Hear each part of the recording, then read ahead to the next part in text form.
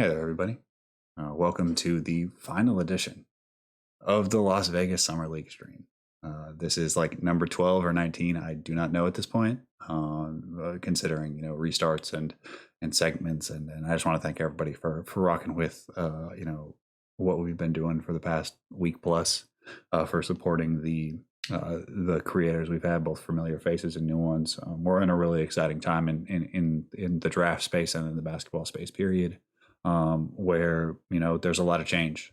A lot of people have transitioned to jobs or moved out of writing, and there's an opportunity for a lot of new blood, and there's an opportunity for voices that maybe not have been central stage to take a much bigger space. And I feel like that, instead of being like, oh, we've lost so many people, the opposite view is like, we have so many people to learn about. And I'm really excited for what this 2022 cycle is going to be, because I feel like it's going to feel like a thing of the past when brain drain or you know um it used to be X is not a conversation anymore.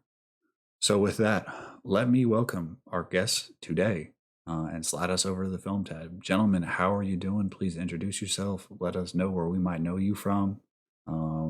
How is it going this evening? I'm doing all right, man. I'll go ahead and set it off.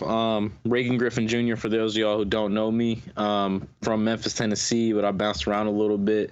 I've usually operated really more in the writing space. I'm somebody who enjoys sport, but I also enjoy the intersections that exist within sport, whether that be political, economic, having to do with social justice. That's really where my ethos kind of lies. But at the end of the day, I'm a basketball fan first, so breaking down film is always something I love to do. So kind of getting back to my roots here a little bit. Appreciate you for having me on. Good to see everybody in the stream. Hey, I'm not gonna cap. I kind of like that when he said Memphis, Tennessee, but I be moving around. I'm from Jacksonville, Florida. I'm gonna start adding that now when I'm on the streams. My name is Xavier Green, or not Zay, as you guys probably know me, or just Zay. I'm from Jacksonville, Florida, and for the most part, I just do scouting stuff, whether that be YouTube videos. I'm starting to do some content for Premium Hoops. Shout out to those guys, and yeah, thank you guys for turning out today. I mean, we got a fun mix. I mean, this lineup shifted around a little bit. Our boy Jake in the paint removed himself from the paint. Had to move up a little bit forward. So we would have been covering all areas between me being a Bay boy and him being from the DMV. I guess he can claim Midwest now though, so we'll see how that plays out in the next couple of years for him. But yeah, we got an interesting group of prospects. We have 3 lottery picks. I feel like when you do these group streams, sometimes the last bit's like, oh, it's the real head section where it's like UDFA guys or second rounders that only people who watch like the third division in Spain get into. But no, we got a treat. We got 3 household names back to back to back, and I'm really excited to get into it. So with that being said, let's hop on over and let's talk about the 5 things that we need to watch for Jalen Suggs. Hi everyone, once again. These are the areas of attention that I was kind of looking for out of Suggs going into Summer League. First of all was the handle creativity, because if you've watched him, you can kind of tell he's very, very compact and boxy with his ball handling. Something that I remember from the stream that PD and I believe it was Francis did a while ago, a couple months ago. Yep. They described it as the anti-LaMelo, because LaMelo likes to play outside of his body with the passing and the handling and whatnot. And Suggs plays very within himself from both the passing standpoint and handling standpoint. The next thing that I wanted to cover was the varied approach in the pick and roll, mainly through scoring, because at Gonzaga, it seemed like he was either getting a 3 or like directly at the rim. I kind of wanted to see what he could do in more of, I can't speak, more of a in-between game with him. The third one is adjustments to NBA tools. That's a specific reason why I chose this game. That was because I thought that he struggled at times against NBA length and athleticism. and he may struggle if he can't out athlete or overpower a guy. So I thought that the Cleveland Cavaliers would put guys like Lamar Stevens and Isaac Okoro on him a lot more. And I thought that might challenge him. And at the rim, if he were to get past those two, and he can't out muscle those two, that's just not going to happen. But at the rim, you have guys like Fiondu Kabengele, who's a guy who has some length and some strength. So Suggs can't just chest to chest him like he might be able to do with Mobley because of his lack of strength right now. And Mobley's just Mobley, you know. He's going to cause issues for any guard. My fourth one was the mechanical consistency on the jumper. Like, the jumper looks fine, but my main thing is the variance on the lower body. And I'm not a shot doctor. This is just something I'm guessing. That's just the thing that I came to myself, that he's kind of inconsistent on the jumper, especially with the feet. And the last one is fluid movement skill development. Yeah, that's what we were looking for Jalen Suggs. Yeah, I mean, I feel like that last one is kind of a toss-off, where it's like, yeah, you know, he's got to move smoother, but it's also like, that's not the easiest thing in the world. Like, it's one of the things that's simple, and that's what makes it so difficult to improve at. Like, it just is or it isn't. Either you move better, either you sell your moves better, either like, you know, you have a little more bop to you, or you don't. And there are things you can do to improve that, but like, there's no way to like cook it down better than that. Like, there's no stuff within it. It's like you just have to, you know, do your flexibility. You have to, you know, be uncomfortable for a while trying new things. And I think that's going to be a thing that I'm really keyed in on, as like, to see if he can get it before he needs it, if that makes sense. Like, that makes sense. Like, so that if he can add it before, you know, the book comes out on him and then teams are guarding him a certain way, at that point, it's not necessary. In the same way, the guys who, you know, are super athletic, you always want them to add a little bit of shooting if they're on ball, because teams are going to eventually start going under, and then you hit the end with then what. And I think that it's not as obviously as dire for him because he has a lot of ways to win.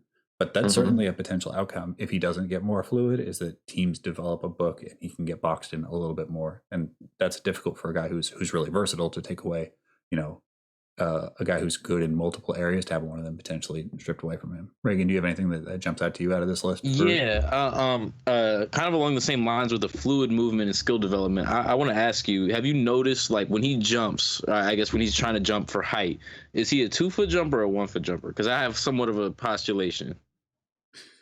I'd probably say 2. Yeah, I would say 2. I've always felt like there was a correlation between fluidity and like whether you're a 2-foot jumper or a 1-foot jumper. The best or the most fluid athletes, I always feel like, go off 1, and the more rigid athletes go off 2. Myself, when I go in the gym, Peter, you play basketball with me, like, you know, I'm not the most fluid athlete. Like, I can get up high, but I'm not like shifty. You know what I mean? And I'm a 2-foot jumper myself. Russell Westbrook, 2-foot jumper. Ziaire Williams, 2-foot jumper. Whereas Ja Morant, fluid, 1-foot jumper. So I would say that that's just something to note, that, you know, it might not be something that's for him, and that's just, rather than trying to become more fluid, figuring out how to navigate around his lack of fluidity might be where he takes the next levels in his game, because some people are just not built for it. You know what I mean? I've done all the ladder drills I could do. I'm sure like there's some things that you just can't instill in somebody who's not naturally aptitude for it. Yeah. My thing with the I'm sorry, it's gonna be real quick.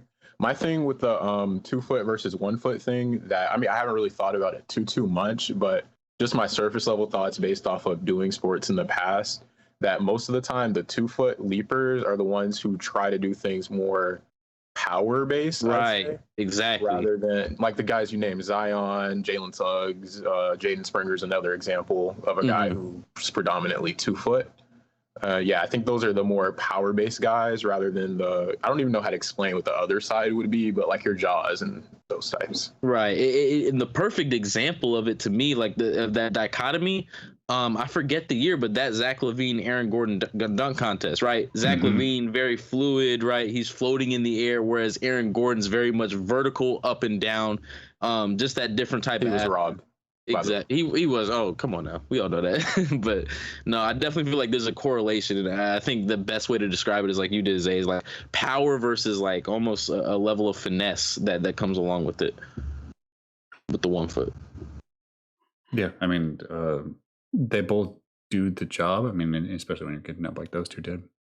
But there are different windows, and you have to create differently to get that runway. I mean, I use runway, but like a lot of 2-foot jumpers are more like helicopters than planes, where like they can get straight up, but if there's anything in their sort of immediate area, it can be a little bit more difficult to get to that point. So I mean, I think that's really valuable for Suggs, because Suggs is like, to me, the big misunderstanding or misevaluation of Suggs was always that his handle prevents some of his athleticism. Like, he's super explosive, he just doesn't always get to being explosive because his handle can give him some trouble. So that's where that fluid movement is. Like, he's a guy who could get up off two and do it. I'm like John Morant gets up off two, but he creates the space so that never really comes into question. And is Suggs able to produce, obviously not the same level of advantage creation, but something close? Because when we think of Ja, it's about fluidity. Right. Like, you can jump off too, but you better be liquid with it with your handle. Exactly. All right, let's run into these clips.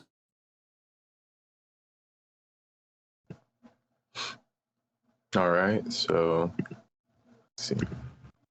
Okay, I'm gonna be referencing my notes during these. In this first clip, that was let's see. That was one of the earlier plays in the game. It was nothing too special. We already knew that he could be a pretty good pick and roll operator. It looked like he did some misdirection where he looked at Franz instead of where he was while he was cutting when he got the pass off. There wasn't really anything too much that I had to say about that. I mean, and feel free to walk it through one time. I mean, you don't have to read off your notes or nothing. I mean, this is always intended to be a little bit looser. Okay. Like we see him go middle. We kind of again, the fluidity comes up. Like, are you guys buying this in and out? This in and out he's selling to the middle against a corner. No. Like, I mean, Let me see it one more time.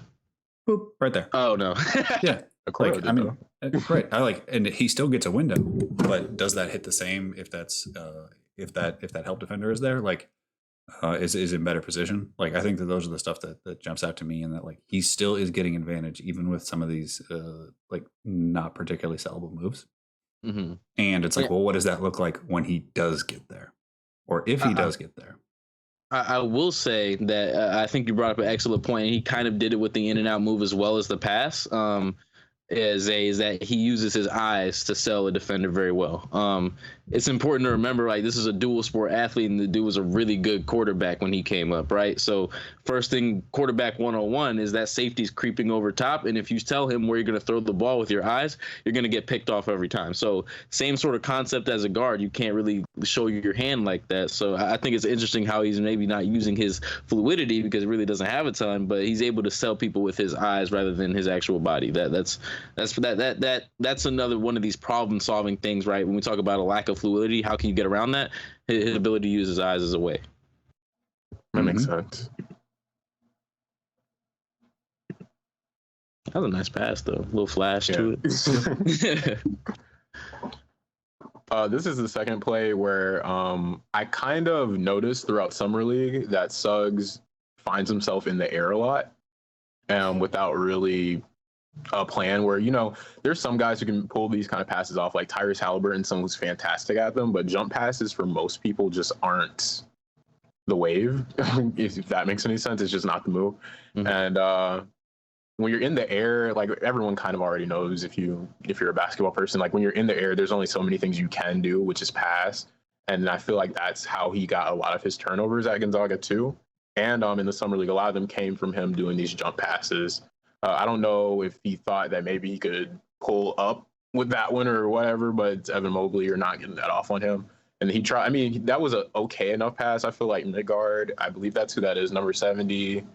Is that, or is that? I'm not sure who that is. But anyway. I think it's Mo. Okay. Or is it Iggy? No, Iggy's a bigger number. I think it's Mo. Yeah, Mo, I think he kind of fumbled it or whatever, but at the same time, I just don't like how often Suggs goes to these jump passes. I think I have a question about this. Oh, it's about how compact he plays. Not in this play in particular, but it might show up in a later play. I'm not sure if I put it in. But I wonder if he goes to these jump passes so often because of his lack of comfortability making those passes that are like outside of his body. Because maybe he isn't capable of doing them, or he doesn't feel comfortable doing them at all because of his lack of flexibility and how he prefers to play in the center of himself. So he feels like he might need to jump to compensate. I don't know. That was just something I was thinking because I was wondering why he does it so much. I had a little bit of a different idea. It's not. I think that they go hand in hand, in a way, and that's the like. I wonder if he gets into himself into these situations because he's pre-planning his reads, and then he gets hit the read busts. So he was always going to hit the pull up, right? Like the second he snakes this, like what's the read? Like his eyes. We saw before when he's in quarterback mode. Not to keep hitting that trope, but like his eyes are up. He's reading defenders. Like look where his eyes are right now. Usually when you snake, you kind of want to try to stay square to the rim. Mm-hmm. You know, this is the first look that he has at how this play is developing. He sees nothing there and it's a pull. And by the time that like things are playing out, he's already made a decision. So because he pre-planned it, he now has to panic quickly. And I think that what you were saying about being compact hurts him here. Like LaMelo doesn't always pre-plan, but when things go wrong for LaMelo, he has a whole bunch of, passing angles. He can, worm his body into really odd shapes that allow him to get like passes off. And Suggs doesn't necessarily have that Houdini-ness about, like he doesn't have that escapability to use another football term. In panic situations. The entire show. Is that the name for today? I don't know if I got that many more of me. I mean, the last time that I paid like super close attention when I was like 15, but I mean, if we go deeper than like zero tech, I might be at a little loss for words. Most people don't know zero tech. That's impressive. Oh, this is let's see. I believe that was just a let's see. It was nice for me to see the deep pull-up comfortability out of the pick and roll. I think it's super impressive in the summer league that he maintained like a relatively efficient. Well, it was like league, quote unquote, league average, which is like 35%, which doesn't look amazing. But when you look at him at Gonzaga, where he shot like 33%, and here it is rather impressive when you start to consider that I can't speak, the degree of difficulty of the shots that he was taking. Yeah, you talked about some concerns in the lower body. What is it that you're seeing here? I mean, this is obviously where concerns would come out. It's a deeper than NBA 3. It's off the dribble. So like, what is it about you? What is it about this that like was a particular area of attention that you wanted to tap on with? It wasn't necessarily the stuff that happens before that actually impacts. I don't know, because when I was watching the games or whatever, it was just like when he was in the air or whatever, and he was landing, it would come off. They would be so different every single time. And I was wondering, like, it was more of a question than me saying something. Like, is that something that he's always changing the way he's landing and the stuff he does in the air? Like in this one, he's going to be drifting, and then the feet, one foot's in front of the other. He does that on a couple others later on in the game. So I was wondering if that might have something to do with why he's so inconsistent with the jumper, where things can get. Yeah, I mean, if we look at this one, yeah, I mean, compare the one we just saw where he was perfectly on balance. There's a little bit of buckle at the very end of the landing to this one. Like, watch this right leg. That's not even. He's landing on one. I mean, that's full Brandon Jennings in terms of like the leg slumping out and one foot carrying everything. And it's not that this is.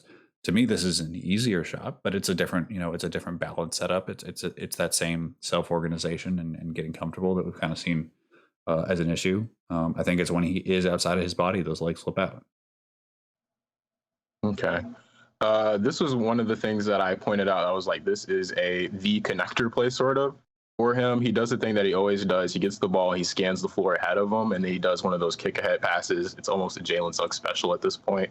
I could have threw a football reference in there. Anyway, so then he gets the ball. I would have preferred if Franz just got that to Timma to begin with, but then his shot is a threat, so the defender comes out and then closes out decently, and then he makes a quick decision to Timma. Right there in that play. Wait, hold on. No, we can talk about this. You had something, Reagan? Yeah, I was going to ask you. You mentioned V connector. I don't think I've heard that term before. Can you explain what that is? A connector is sort of, okay, I don't know how to explain it really. A connector is sort of the kind of guy who isn't, I can give you examples. That's probably better. Like the long. No, try to define it. No. Give me define it. You waited into the. Oh my gosh. Okay. No, so you use a term. You got to say what it means. So you're kind of guys who aren't the greatest at creating advantages, but they're better at accentuating advantages that are kind of created for them. So like I said, like the Lonzos, like the Tyrese Halliburtons, where you're not wanting them to be your primary really, but they can handle some secondary ball handling, and they're sort of, how do I put it? I don't know how to put it. I was going to try to make an analogy, but I couldn't think of one. They're sort of, like I just said, they're like the connective tissue. They're what makes they're what keeps the offense flowing, sort of. Right. So, okay. Stop me if I'm wrong here. Jay Crowder, I feel like that's a great, like, he's not taking anybody off the dribble, but once an advantage is created, he knows where to swing the ball next once it's gone his way. That's what a V connector would be. No, he just said the connector. Just like like he said, this is the play to say he's a connector. Oh, the connector, like the connector play. Yeah, that regional accent flowing through. Yeah, I mean, so I would say for me, Jay Crowder doesn't quite qualify because, and it's something that Zay hit on, and I just want to like emphasize because I feel like his definition is right, but he didn't put he didn't like stamp it all the way. I feel like he kind of half stepped it on a little bit, and that's like the goal of a connector is to make sure everybody else in their team never has their weaknesses fully exposed. So they're kind of like a jack of all trades. You know, they can dribble a little bit, they can pass a little bit. You have to put them in the right situation where their flaws are hidden because, you know, guys like, you know, if they were as good at everything, we're talking about like just a miniature version of Braun, basically. And that's not quite what it is. It's a player who has flaws, but their best quality is that they can make sure that, like, if you have a guy who, you know, is a good shooter off the dribble, that he'll always get the ball where he's comfortable. And that their ability is to say, like, you know, guys who may not necessarily have, making sure that everyone around them is maxed out. Okay. And they kind of just like flow along. So they're never going to have like a 50-point game or anything. But the best version of them is a guy, they have 2 steals. They're always kind of right where they should be defensively. They'll have like 4 deflections. They might hit 2 threes, get like a layup, maybe 1 in transition. They'll have 5 rebounds, 2 of which are like the contested, really ugly ones that you need. It's like, oh, this dude just knows how to hoop. And, you know, the stat line never jumps out at you. But every time they're on the floor, they're making not just their teammates better is a cliche, but it's further than that. They're making sure that their teammates' weaknesses are never particularly exposed. So Halliburton, you know, because of so much of him is picking out, like, when there is an advantage, he keeps an advantage going. So if you're a wing who can't dribble, playing with Halliburton is amazing. As long as somebody else creates advantage or his gravity is that effective, you don't ever have to create advantage for yourself. So if you're a wing, like say like a Harrison Barnes or a Rudy Gay, you're always catching with the defense flying at you. So you're like, oh, I'm attacking downhill, or it's an easy shot for you. So it allows you to connect the theory of the lineup. So you have 4 guys that, you know, they make some sense, but you kind of need one person to blend it together. And that's what a connector probably does. So this is more of like a Rajon Rondo, Chris Paul. Okay, gotcha. I mean, you also generally don't think of them as like stars. So like D'Anthony Melton, perfect connector. Okay. Like I love my Memphis references. I appreciate that. Most people don't appreciate D'Anthony Melton. oh no, D'Anthony Melton's almost been a name I can't bring up on this on this thing, because otherwise this will be 8 hours of me talking about D'Anthony Melton defensive rotations. Gotcha. Okay. I mean, yeah, like Jaden Springer, same idea, where it's like he does a lot of little things, but mostly like he allows other guys to do, you know, like especially defensively, guys who take a certain assignments. Like, you know, Springer as a guard can kind of play up. He can guard some real threes, some big bodied threes. Right. And so I'm trying to think of who would be another example. I guess Marcus Smart to an extent, but that's kind of Marcus like the Smart, most 100%. Elite version of what a connector would be. Yep. Joe Ingles, sort of. Yeah, Joe Ingles. Like the years before he really turned into like pick and roll god. Like that Joe Ingles. Absolutely. You know, it's a guy, and Joe Ingles might even just be like too good of a shooter. What about like Kyle Anderson? Absolutely. Yeah. See, I keep them coming. All these. I feel like Memphis got a good couple of dudes that you could really consider to be connectors. 100%. Again, if you've ever seen a guy who's like, he's just a winner, he's kind of funky, and you'll get people who are like, I don't really see it, but every time you watch him play, you're like, he was really in the right spot, huh? That's a connector. You found yourself one. All right. Oh, cool. Sorry, you don't even have to click play, but one thing that I liked about that play too, with the pitch ahead, is that I think that our team, this is Magic specific, sort of. Well, not even Magic right now specific, I should say, not really our feature. But like, since we're going to be running a lot of 3 guard, RJ's going to be out there. Markel's pretty athletic. I think it's very important that we have a guy like Suggs who's so effective in transition, because I feel like that's just going to be something where I feel like just being a bad team first and foremost, and with our youth and the amount of small people that we're going to be playing, that transition play is going to be pretty important. So I'm happy that we did get Suggs to kind of orchestrate that in a way. Mm-hmm. That was the connector play. This one. Oh, this is the pull-up. This is the pull-up floater thing. He got a rebound, passed it back to Franz. I wished that he would have just pulled up, because Fiondu was giving him. Am I saying that right? Fiondu? Yeah, Fiondu He's giving him like a lot of space. I would prefer if he would have just pulled it around the 3-point line. But he got into it, and then he missed the mid-range or whatever. That's also kind of a plus, because I did want to see more mid-range comfortability from him, because he didn't really take too many at Gonzaga. I think he only took like 17 in total, 17 floors in total at Gonzaga. So just him. Anyway, it was a low number on floaters at Gonzaga. I forget the exact one, but for him to just take that, it's kind of encouraging, even though I would have preferred him take the pull-up jumper. What are we making? Somebody sagging that far off of him. What are we making of this screen graft? We got a double drag. It's a little bit staggered, to try to get him more downhill. Like, I feel like there's quite a bit of distance. Like, he gets a good screen on the second one. That's right. 71 is Brasdikas, and I think 70 is Mo. But I don't think that he's running either of these guys directly into the screen. And as a result, like, the trailer gets closer than they probably should. It seems like, instead of going like the diagonal or going like the route that the screens were meant for him to go, he was going more lateral than like the diagonal part that they were trying to get him to go. So yeah, he balloons that cut out a little bit. I mean, again, he quickly reads advantage, sees an open shooter. Like that part I'm excited about. I don't necessarily love the process on the pick and roll. I feel like he could have been a little bit more engaged with the situation. Felt like he kind of pre-read that. That's another thing. The one that we just went through, yeah, that one was sort of one of those things where I feel like he also made a decision before that he was going to take that. And also, it's a part of the handle limitation as well. Like, I feel like if you have a guy like Fiondu, somebody who isn't known for being particularly mobile, especially when you have a guard of Suggs pedigree there, with that move that he just did, I feel like if he was less, if his handle was more creative and he was less boxy, that he would have been able to sell that a lot better, and he would have gotten a better shot. I feel like he would have been able to get it at the rim. But yeah, I just don't like this drop cross that he's doing here. So, like, you can see kind of like this is going to be a drop cross, which is where you cross and then you jab with the left. Like the hand that throws it jabs the opposite direction. And oftentimes you can just get people to move out of the way. And it never, like, he doesn't actually leave his body. Like, you can see that the leg doesn't actually go forward. It kind of just goes to where his next step naturally would be. So Fee doesn't react to it. Where you in can see notes, I'm sorry. If you can see, like, Fee kind of drops. If he had really sold this, Fee's moving out the way. Right. One more time. This step.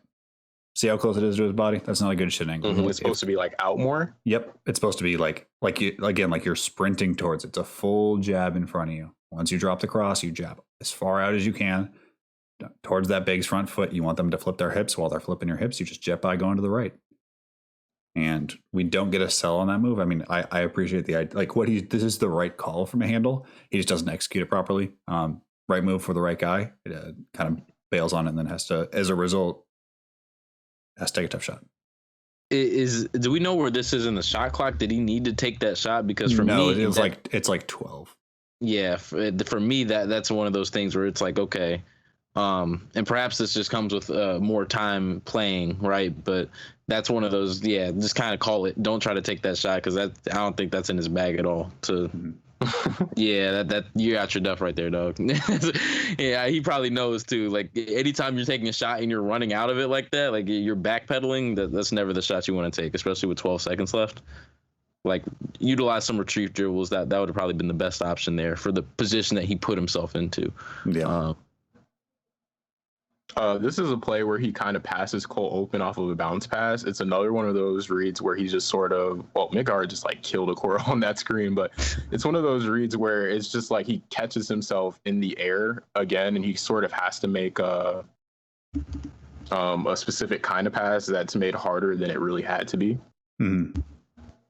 Yeah, I mean, they send 3 to the ball. I just again, I like the idea of putting a Coro on him, and instead of being like, oh, get under his handle, just like be there, because he generally the sort of guys who give Isaac trouble are like the ultra rangy guys. Like, you're just not going to be stronger than him, and if you stay inside your body, it's just not a way of winning. And so like he's just told to be there and mess him up, and by sending just like this really hard stunt, like this pass is open the whole time. Mm-hmm. Like he can just left hand tap it out. Like this angle's still there. Like Cole could probably lift harder. But he has the choice to manipulate this guy, as we see, because he kind of is stunting for both. Like he kind of is trying to prevent this pass and this pass. So like in the same way we see, he's looking at it, and I feel like he just doesn't sell either one. I guess that's what the jump is for. But there's a chance that if you just like hesitate and look at it, that dude jumps out of the way and you can walk downhill. I just think this is a bit of a rushed read in terms of instead of letting it develop, like being in that sort of uncomfortable moment. We talk about being a manipulator as a ball handler a lot here, and like to be a manipulator, you have to sit in an uncomfortable moment where you're just staring at a defender and say, "Okay, pick one. Like, which one are you going to guard? You're going to stunt at me. You're going to stunt at this other guy. Like, this isn't even an and. This is a 3. He's technically has 3 different things. He's showing towards ball. His responsibility is Cole, and he's a little bit showing towards middle. And I do not think that Suggs does a particularly proficient job in this moment of holding him accountable to a choice. He just gets the pass off when the guy is super close. Like it's a fine pass, sure, you get it there, but the process to which he got to the passes is a one that I would like to see him clean up just by being more confident in his dribble and staring at the defender like we've seen him do previously. It's just that when he's higher up the floor, it seems to be a touch more uncomfortable.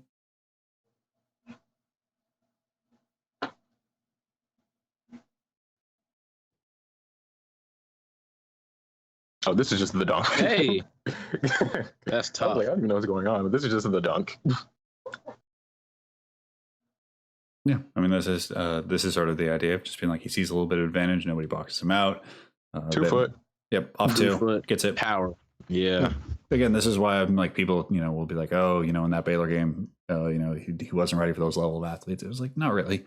The athleticism is not a concern. Like he has the burst. You saw how quickly he closed down that space. It's that like the handle seems to be the handle and the processing of when people are like when strong dudes or quick dudes are under his handle, and he knows that he has to play outside of himself. Like he can be made uncomfortable. That seems to have been a bigger lesson from like what happened in the title game than necessarily like he can't. He doesn't have the horses, because like that's clearly not true. He don't have a whole lot of skip to his dribble. I mean, again, this kind of goes back to the idea of fluidity as well, but I feel like the most shifty guys when they're pounding the ball or they're dribbling, it's a 1-2, but it feels like his feet are kind of hitting at the same time, which makes it a little bit more difficult to have a defender shifting laterally. Maybe I'm reading too deep into it, but no, I just like this first skip or this first hang dribble right here. Right. I just like I don't feel like he's really selling that of like I'm going to go by you once my feet touch the ground. I just want to see him sell his moves harder. I think that like there's a lot of good intention, and I don't even think that it's like some of this stuff isn't flexibility. It's just like I feel like he's not committing to every single dribble is like scaring a defender.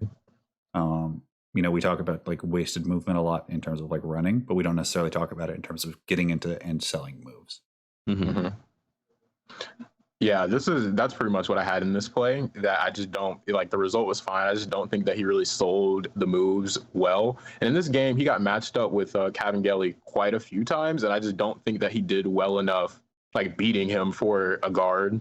Like, and it's Kabengele at the same time. It's just like he's not very good of a lateral mover or whatever. He shouldn't be able to stick with Suggs, but he did better than he should have been able to.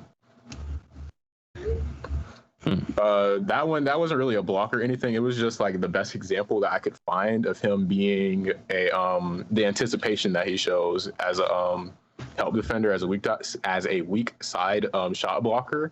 It says that for the Magic, once again, I just think that teams are going to be afraid to take layups because we have guys like Jonathan Isaac, Bamba, Wendell, Franz, Chuma. And then even for the guards, you have high-level weak-side shot blockers like Suggs, and a specific version of Cole was a pretty awesome weak-side shot blocker. It didn't show itself as much now, but like high school, it was pretty disgusting. But like obviously this isn't a block or whatever, but I just like the defensive playmaking attempt, and if the ball went up, he would have sent that to the stands, in my opinion. You mentioned Cole Anthony. This is a little bit off topic, but it's something that's intrigued me watching the summer league games, especially thinking about how Markelle and the steps that he took forward last year. Between the three of them, can they coexist on the court, or is one of them going to have to take a step back to the bench, or perhaps even like elsewhere other than Orlando? And if there is one, it's probably Cole Anthony. Basically, the idea is, can Cole Anthony last in Orlando at this point? I feel like he can. I feel like his game kind of lends itself towards being more of a six-man sort of guy.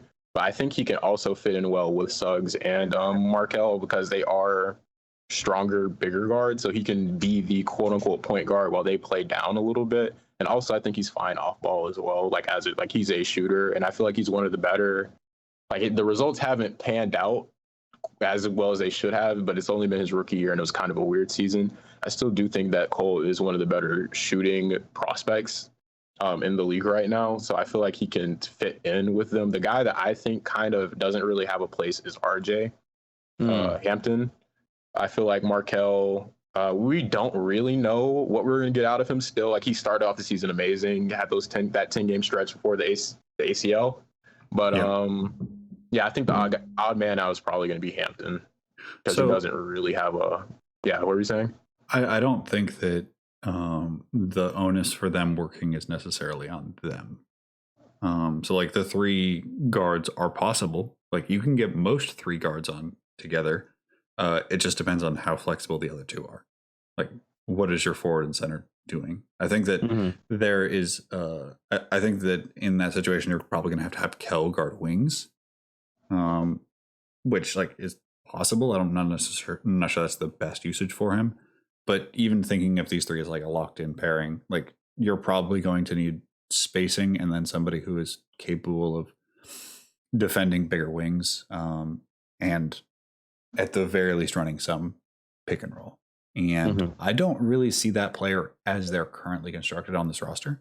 Like if you put, like Isaac and Franz, you're going to have issues shooting and just scoring. And I think that you can get those guys together and probably get good minutes out of it. It's going to be more dependent because of like some of the skill and size overlaps that they have that aren't always synergistic with the rest of the Magic roster. So, I mean, if Isaac shoots, if Franz shoots, if Wendell just like goes back to the prospect that we saw, or the guy who was a little bit more unlocked after Boylan left, like that's possible. But I think that pairing those three together is going to be as dependent on the other two as basically any three guard pairing in the league. Yeah, that makes sense. Do you have any concerns with the three guard, like defensively with those three, considering the two that we have paired with, or the likely two that we're going to have paired with them being Franz, JI, or JI plus anyone for the most part, or is it mainly just offensive? I mean, yeah, I have defensive concerns, but like, it's more about like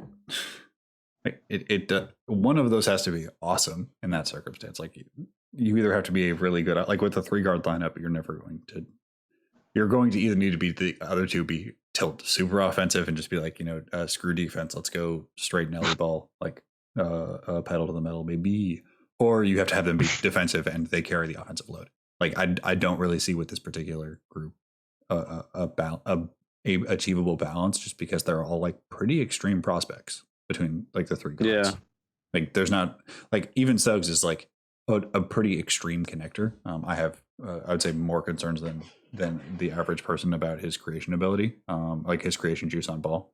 Not that he like can't get advantages, but like that you just don't want to hand him the rock and say like, okay, here's 30 pick and rolls.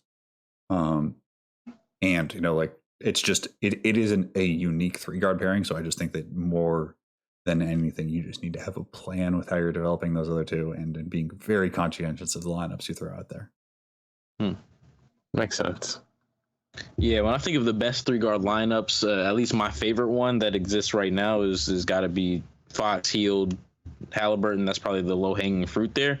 But it works because you have three guards that don't necessarily overlap in terms of their skill set. You have somebody who's very north-south downhill in De'Aaron Fox. You have somebody who shoots the lights out of the rock, and then you have somebody who's kind of that connector tissue who also shoots the shoots the lights out. Like you can have overlapping skills, but the skills have to be synergistic.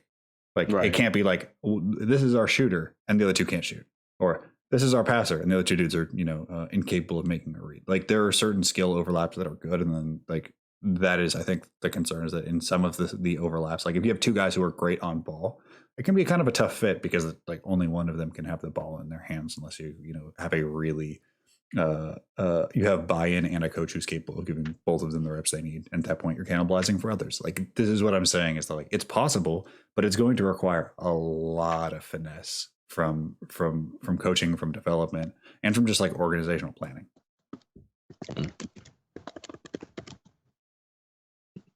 Okay. How do we feel about Jalen? Oh, go ahead. It wasn't. No, what were you saying? Question. I was just saying, how do we feel about the potential of, this probably isn't the best allocation of talents. I would say of the three, the guy I would like to have the ball in their hands the most is Suggs. But how do we feel about his potential off the ball? Just for shits and for smacks and giggles. I mean, I think I like Kel most on the ball, like by a good amount. Really? So, yeah. Okay. So Suggs is, because I didn't really see it a whole lot at Zaga. Mm-hmm. How do we feel about Suggs off the ball? Is he a good cutter? Good cutter, smart, makes like he's a really quick processor. Is a more than competent shooter. I don't think he's like a super plus shooter for the position, but like certainly not a guy people are going to help off of and can shoot with some movement, as we're actually seeing here. But like I would say pretty ideal second side guy. As we see, like drives, kicks, relocates. Like this is the exact thing you'd want to do from like your secondary creator. And that's what I have in the notes where I was just like, this is just another one of those secondary creator / connective piece plays where. And one thing that I did like about this play is that how he sold the Xavier or whatever, and he kind of played at a different speed, sort of, because with Suggs, he's it seems like he's always like so pedal to the metal or whatever that there isn't very many like changes of speed with him or whatever. So I like seeing that, and I liked how he got the ball to Cole and then relocated back to the right corner and got the ball back and made the jumper off movement, like Petey said. This one, yeah, just I don't like the way that he relates to screens. Look at how big this window is. Like, that's a lot of space to chase. And for a guy who like you can get by with not having the greatest handle, but you have to be a technician then. And again, this is summer league and timing and all this stuff, and guys who just like straight up don't know each other. But we've seen this not just in Gonzaga, which is a little bit more of a well-oiled machine. There still were times where like he wasn't running off screens perfectly. It didn't have like every trick in the book, which is kind of what's necessary for somebody whose handle has some susceptibility. And I just want to see more attention to detail in the pick and roll in terms of angles and pacing and timing for the primary possessions he gets, because it'll just make things easier for him.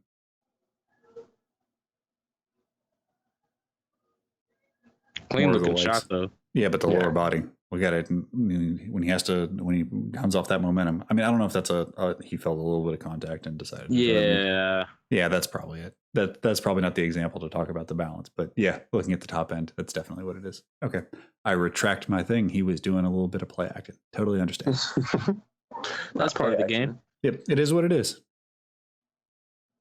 Yeah, that was just another one of those plays where he gets switched on. I mean, where Cav gets switched on to him once again, and he just really can't. Like he gets by him or whatever, but like I feel like the handle just is, the creativity just isn't there enough to, if he can't beat Cavangeli, like imagine what it's going to be when he's being guarded by Marcus Smart or DeAnthony Melton or someone like that. And it's just like I have concerns with the handle. Yeah, that's pretty much it. I just didn't like how often Cav got switched onto him that game. He wasn't able to really make them pay for doing that, scoring wise. Yeah, I think that's a going to be a thing that they really work on, getting him better catch quality rather than having him just like start at half court and walk it in. Again, this Magic team has a lot of specific construction and developmental balances that I'm really excited to see it get handled. Not that it's like, it's just difficult to balance a lot of guys at the same time. And they have some guys who have like some overlapping issues. Like I would say at times like Wendell has struggled with assertiveness. Jonathan Isaac, still doesn't shoot enough. Franz Wagner, that's like sort of the thing. Like not to say that they're bad players, it's just like it can be difficult to beg shots out of multiple people at the same time. Especially when you're playing 3 guards, because the more guards you get on the floor, the more guards like to shoot. Just my experience. So I do wonder how that's going to be allocated. And then you also have stuff like, working on, the guard feel from Cole, working on, the scoring from Kell and new pathways. And you have to develop a top 5 rookie. That's a lot on your plate for a first year coach. It's not that it's impossible. It's just like, that's going to be a theme park in terms of balancing how many, specific plays or for specific people in this lineup are featuring this guy and this guy are featuring this guy. Like that's a lot. And I'm excited to watch it because like there are so many, there are developments that can make this roster make perfect sense. I'm curious to see how it gets moving forward.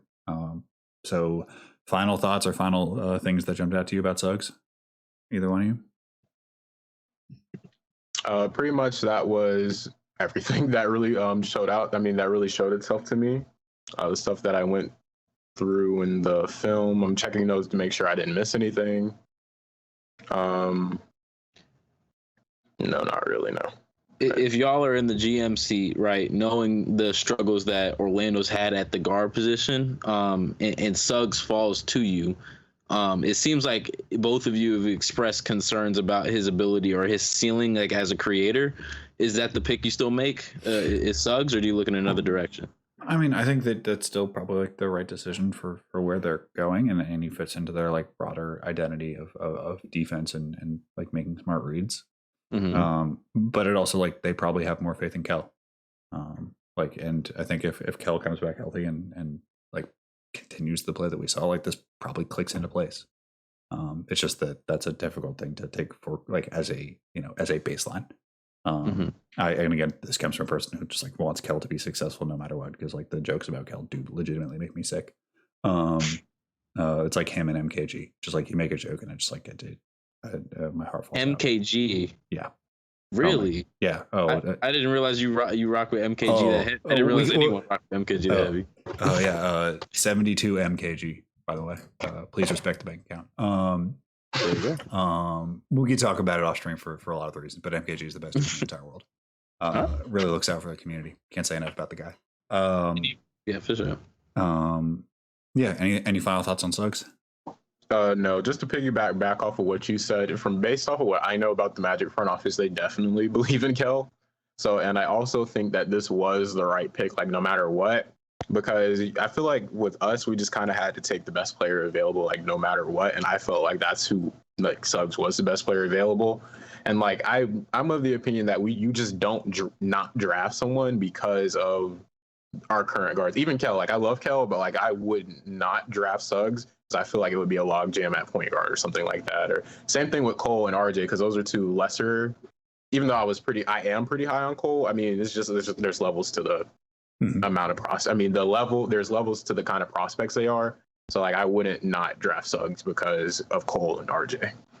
And I feel like Suggs can fit in well with Kell, which is who our front office believes in the most. I feel like out of our young core, surprisingly, even though Jonathan Isaacs had defensive player of the year worthy seasons, but it's just the health. Yeah, there's quite a few question marks.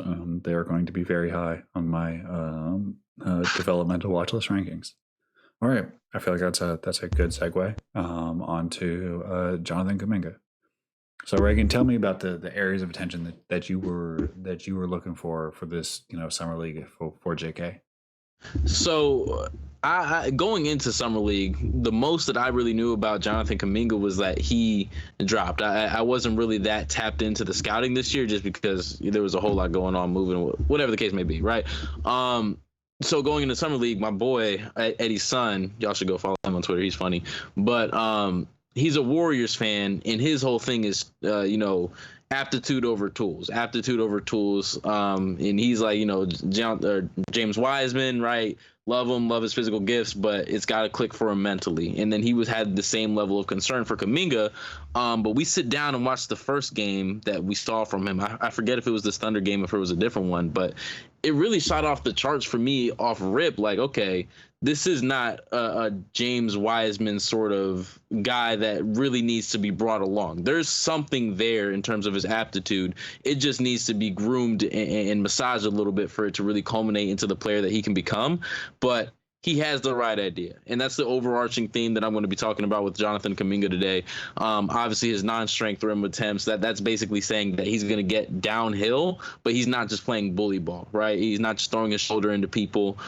He's not just, forcing his way to the rim. It's actually pretty relatively fluid for somebody who's as strong and fast as he is. Court vision development, I think that he showed a lot more than I thought he had.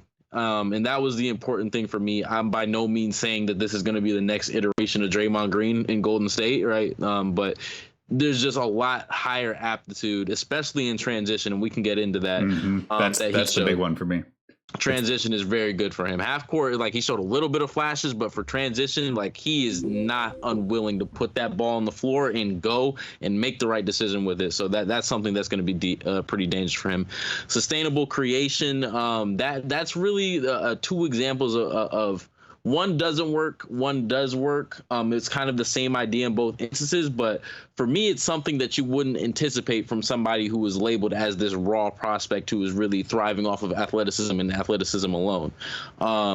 He's doing it, and I don't want to spoil it right now, so I won't say exactly what it is, but something that you would expect from like a Trae Young, from a Stephen Curry, from a Damian Lillard, not really somebody that was scouted the way that he was scouted. Settling into easy shots, that's more along the lines of I feel like he showed he took the right shots. They didn't always drop. He has a lot to work on in terms of his jumper, almost similar to Jalen Suggs. The mechanics aren't always consistent.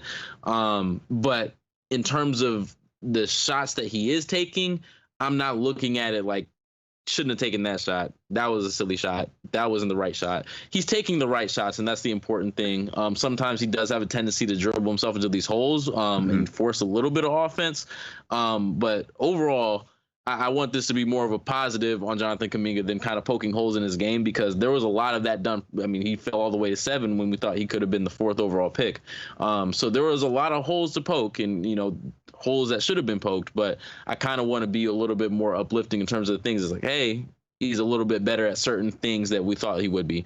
And then pathways to the highest ceiling, those are just his like the ceiling plays, some of the plays that I feel like would work if he were to get run. They have this question of whether he's going to be a G League player in his first year, if he's going to be able to run with the big dogs.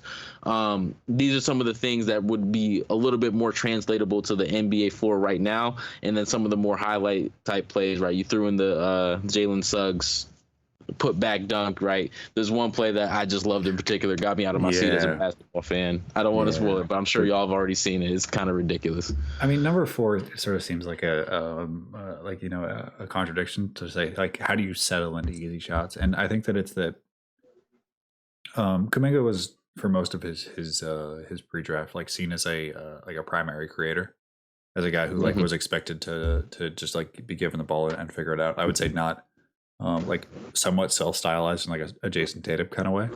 Right. And at times, like, I guess if you kind of think yourself in that mold, the thing that you do is you take, like, you have to take and make tough shots.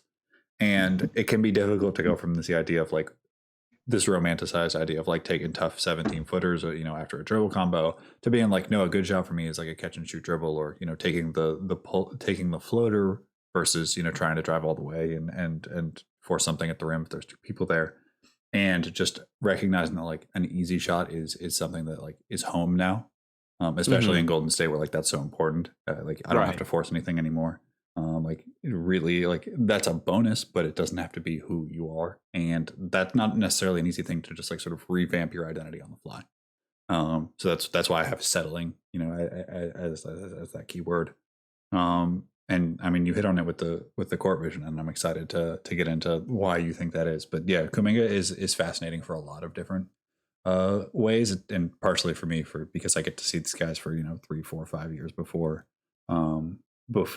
they get drafted. You just have seen so many different versions of them as they've developed and different ideas of them, and to see people like coming into them in summer league is really fun for me, because like I have all these preconceived notions, and you're just like, oh yeah, this is people said this, but I saw this, and I'm like, man, right. That's just tons of fun. All right, let's get into it. No doubt. So I do want to preface everything, right, by saying like I very much appreciate having me on, right, and I'm not gonna try to pass myself off as no, we're not doing this. We're not doing this. Okay, all right, we don't have to do it. Okay, no. We are not. This is not a qualification. This is not a qualification space. You are here because I think that you bring value. You do not need to say you didn't. I've known a lot of people who watched every single game, and when they start talking about basketball, I hear them as wrong. You're here because I believe that people deserve your insight, and if you give another qualifier, we're gonna have issues, dog. You won't have another one for me, man. That's all. Point being, right. I'm gonna talk to you about what I know, right? That's all I was trying to see. Get. Okay, see, that's different. That's different than hey, don't take my word for it. I don't know what I'm talking about. That's not the road I wanted to go down. I just wanted to say, what? This is not a space where you can discount your achievements. I'm sorry. I appreciate that, man. I appreciate that. So this first play right here, this was one of the things that struck me as a little bit outside of the mold that we thought Jonathan Kuminga was, or a lot of people thought he was heading into the draft, particularly if you stop at the right when 21 comes over to attempt to help. That sort of low dribble, and I don't have a term for it, but you see a lot of guards do it when somebody comes over to help, and it's almost gather. Like a pat dribble. Low gather, sure. That's a great term for it. I did not expect that from Jonathan Kuminga. That's a very heads up, adaptive play that he made right there. And then obviously the English off of the backboard with the finish was very good. But for me, this play is all about the low gather, right? And then he's also able to use his body to kind of shield himself, give him obviously you would have liked to see a left hand finish there would be. Oh, see, I like the right. I like the inside hand. Okay. Because like if he goes left, right? This is a small thing, but like if he goes left, if he hangs and goes left, yeah, he's exposing it, but this backside guy has a better shot at it. Okay. And because he shoulders knife towards the rim rather than flat, there is quite a bit of separation, so that when he does go, like this hand swings down, you get it lefty. Okay. Because he's extended, you got to do a little bit of a barrier. This was actually that specific finish of him not trying to force it and deciding to go to switch hands and go inside is really positive for me. He's usually a guy who just goes chest and goes hard. I mean, he's somebody who has over the top available to him as a finish option, being as athletic as he is. And so just to have this late hand change to a much easier shot is really encouraging for processing. No doubt, yeah, and I think that's a great term for everything that I'm about to talk about today is processing, and a higher level of processing than a lot of people anticipated. So he's coming down the court here, and I very much appreciate it. Right, I used to play football. We'll go back to the football theme, right? Hips are everything. Any sort of defense that you're playing, hips are everything. And the way he makes the big give up his hips on this Euro. A lot of people, when they Euro step, it's really just like semantics, right? It kind of looks pretty, it looks cool, but it's not really effective. But here he forces him to open up his hips to that left-hand side, and then he's able to flip, causing the foul. That's again an advanced step for him that I didn't anticipate. Most guys with that sort of size and athleticism, if they're Euroing, it's not really with the end. I mean, even a guy like Giannis Antetokounmpo, right? Giannis's Euros aren't always flipping people's hips. It's kind of just like, okay, here's a powerful move that I can use to get you out of my way. But this is actually a Euro step that in my eyes is more effective and has a little bit more intention about it than I see a lot of guys at his skill level or at his experience be able to accomplish. And then you talk about the switching hands in the air. I think he made the right decision again in terms of what hand to attempt to finish with. Then getting that foul, I think was another good play. He could have kicked it out, I suppose, but that'd be a pretty tough pass. Because that's a tough pass. It's a righty, probably like around two people. I think that like it's probably a thing that if he throws it earlier on that first step, he could probably throw the kick out. Right. It wouldn't be here. It would be like, I don't know. If you stopped right here. That's over the top, Mhm. and the biggest and the chuck is still like in the middle. Like that pass is probably getting ripped. So I'm Yeah. fine with the process. I mean, this is sort of a one solution situation. Like you kind of have to finish once you're here. Right. But it's overall good. The thing I will say is that his down, like he's the difference for him in terms of how he like reads the game and how his craft works when he's downhill is so much stronger. The first play we saw, like I guess you either call it like a jet or like a version of Stampede, where like a screen for him and he's sprinting into the ball, attacking full speed downhill. Like that's the speed and the process, like where his processing is best. Same thing here. Like we get a high ball screen that the defenders go under, so it's just a free. It's a free downhill at JRE, who's not he's a wing sized big or like a 3.5 size big, and so this is a downhill advantage for him. So I think the Warriors are sort of solving early, and I think did a good job throughout this summer league of making sure that like obviously every catch isn't going to be tilted or be able to go downhill, but just giving him a steady diet. Like most of his diet should be good catches where it's like clean and his reads are simple and he gets to get where he's comfortable and where his stuff works best, and not just handing him the ball at half court like we've seen with other guys in his archetype of like, hey, figure it out. It's like, no, we want to have we want you to give you freedom, but within the structure that we've identified for making sure that you don't have to worry about bad catches where you're probably less suited. Right. No, 100%. And I think that the Warriors have a really, not even just with Kuminga, but with all of their young guys, have a real opportunity to ingratiate them within their culture in a way that's palatable at the outset, right? A lot of times dudes get thrown into the fire a bit too early, and that can mess with psyches, that can mess with development curves, it can mess with all of that sort of stuff. But you can really just, okay, I need you to be really good at these 4 things for right now, and then we can work on everything else tangentially. So on this particular play here, the thing that really I wanted to note on was the confidence of the shot, right? I think his shooting mechanics they're not terrible, but they could use a little bit of work. You don't want to see the little leg kick out that you have there. A more vertical shot would be cool. But that's semantics. That's neither here nor there. The biggest thing for me was very simple. Man goes under screen, I pull jumper, right? Very simple basketball, but a lot of guys will get Ben Simmons syndrome, especially if you're told that you're not that good at shooting, and not want to take that shot. And that's really going to stifle the entire offense. So I appreciated that, not just in this play, but really throughout the summer league. Jonathan Kuminga was not abashed about taking those jumpers when they came to him, and they were all situationally they made sense. He was either open, he had his feet under him, or it was somebody going off of a screen. In this particular play here, looks like a play design. I'm not sure if you guys have a term for this, but this is clearly like, we're going to get you a shot in the middle. What would that play be called? I mean, this is just this is sort of it's a DHO into a pick and roll. You'll get a couple different. Yeah, like you have a dribble handoff into a pick and roll middle. Different people will call it different things. Like a lot of people just think this is Miami. They run it at a little bit of a lower angle. Often you kind of want to get this higher. I think that they were expecting a little bit higher because you could see like the pitch is super early. And Kuminga runs into it. Gets a good bump from his guard and able to flow into it pretty quickly. A great screen from 21. Yeah. I will say he definitely knew he was going to shoot this because no doubt. Brian Bowen totally loses his man, and there is a dunk right here. Just drop that bounce pass off and you were golden. I would like to see him hold Diggs a little bit. Like, again, Diggs' susceptibility is for whatever reason, been a thing I've been thinking about a lot. Probably it's because we have like 70 million 6'8" wings in this class, where handle is going to be a pretty make or break skill on who's a lottery pick and who's a late first rounder. And you just can't have people allowed to dig on you that far. Like, we have 2, I would say this is far outside of position, and this guy blew his assignment.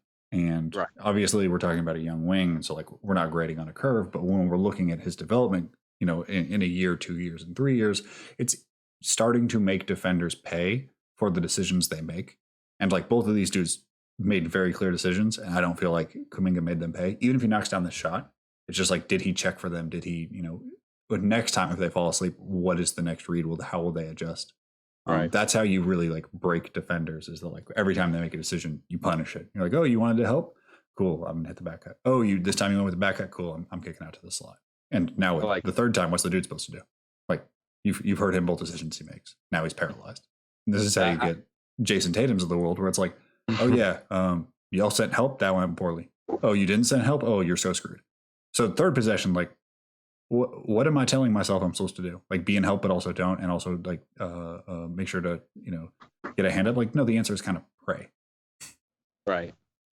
Yeah, that's when you start messing with the wires of people's heads, right? When you get them thinking a little bit too much about what the potential repercussions of any given action they might do. That's when you've really got somebody in a tough position. But no, I 100% agree. I didn't even peep that back cut, which I guess tells you my level of maybe Jonathan Kuminga. But this was another shot right here.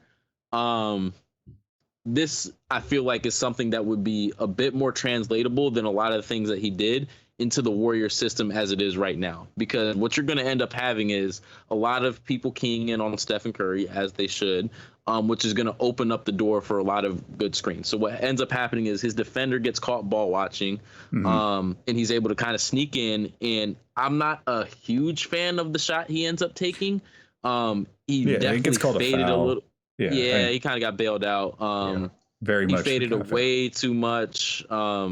If he would have been a little bit more vertical or even an up fake, it would have been very effective. But the biggest takeaway here was the cut that he made was a smart cut. Could he have made it a bit harder? Perhaps, but I think he has to delay. So I will say that he has to. He has to delay because his you get a slam, so like the big is going to come across the middle. As Moody drives, just looking for that depth off. So the next piece in the reaction is that his man, being the high man, digs down just to show a body, just to make the big a little bit uncomfortable, try to get a hand in there. So that's when Kuminga's cutting. I think that Moody, like we did this game for Moody, and like Moody sees this a little bit before Kuminga does, and there's like the exact angle, and you can tell because like look where Kuminga's feet are pointing. Right. This in theory could just be a catch and dunk. Like the man can on this, like from in theory, catch it in this area, and if not get to the rim, force the next rotation and dump it off. But the footwork on the catch, is pushing him away from the rim. I think he kind of wanted that one time. The one time's not there, and then gets bailed out by a bad swipe. So I think that like good idea, and then the execution. Just even from this moment, doesn't matter what happens afterwards. Like there was a dunk available for somebody in a perfect situation. Maybe it's a drop step, hop into that space. But a good understanding of how the rotations work and being able to be sent. Right. And it could be another example too of kind of deciding the move you're going to make before you do it. Perhaps this was already made up in his head that this is going to be a shot come up off of this cut right here, because he does kind of immediately get into it. But no, the biggest takeaway was the cut, and that was a smart cut for him to make. So this right here, one thing I will say, his handle is tighter than I thought it was. That's kind of besides the point, because what you see here, he gets the screen and he tries to up fake and bait the guy into fouling him. It does not work at all, and it ends up a little bit ugly, right? It happens to the best of us. You've seen it to happen to even the best foul drawers in the game right now, right? Lou Williams has that happen to him. Trae Young has that happen to him. It happens, right? But that's an attempt of something that you don't, or at least I would not have anticipated from Jonathan Kuminga. That's a little bit of a higher level play from a guy that I would have anticipated, like maybe he just pulls that or he passes out of it. For him to be thinking steps ahead in that manner, I would not have seen that coming. Didn't work, but the idea was there. And I think that's the important thing to take away from all of these clips, is that the idea is there, even if the execution doesn't go perfectly. So it doesn't work on this particular play, but the next play, if you'll see, or move ahead, unless there's anything you want to observe here. Yeah, I just wanted to point out that like this play would, if he's patient for one more dribble, like it looks, obviously the spacing is terrible, but he has 5 sets of eyes, right? What was going to happen is that this hammer is going to hit, and he has a window to throw this over the top. And because he up fakes, one, the play never develops, but even if like he's a half second slower, the window wouldn't be there because he's picked up his dribble. So I think that, having a touch more faith, to me, this looks like just like a panic. Like, I see a lot of hands, I don't want to drive. The big doesn't really roll. The defense is pretty congested. But like in the Warriors system, like there's always a weak side action to try to get that corner three. And so this is going to be is not. I'm not judging him for missing a hammer. It's again wing creators or forward creators. Downhill against NBA defense to be expected. They miss stuff, but as the year goes on, because this is such a staple and such an expectation that this is a pass that is hit, to see how long it takes him to be a touch more patient. Again, you can take the shot in a second and a half. Maybe play with the screen a little bit as this develops. That's a thing I'm really excited to see how his learning curve for the specifics of what the Warriors want to get Steph and Clay shots is going to be fun. No doubt. 100%. And that's one thing that I've kind of pondered over in watching the tape.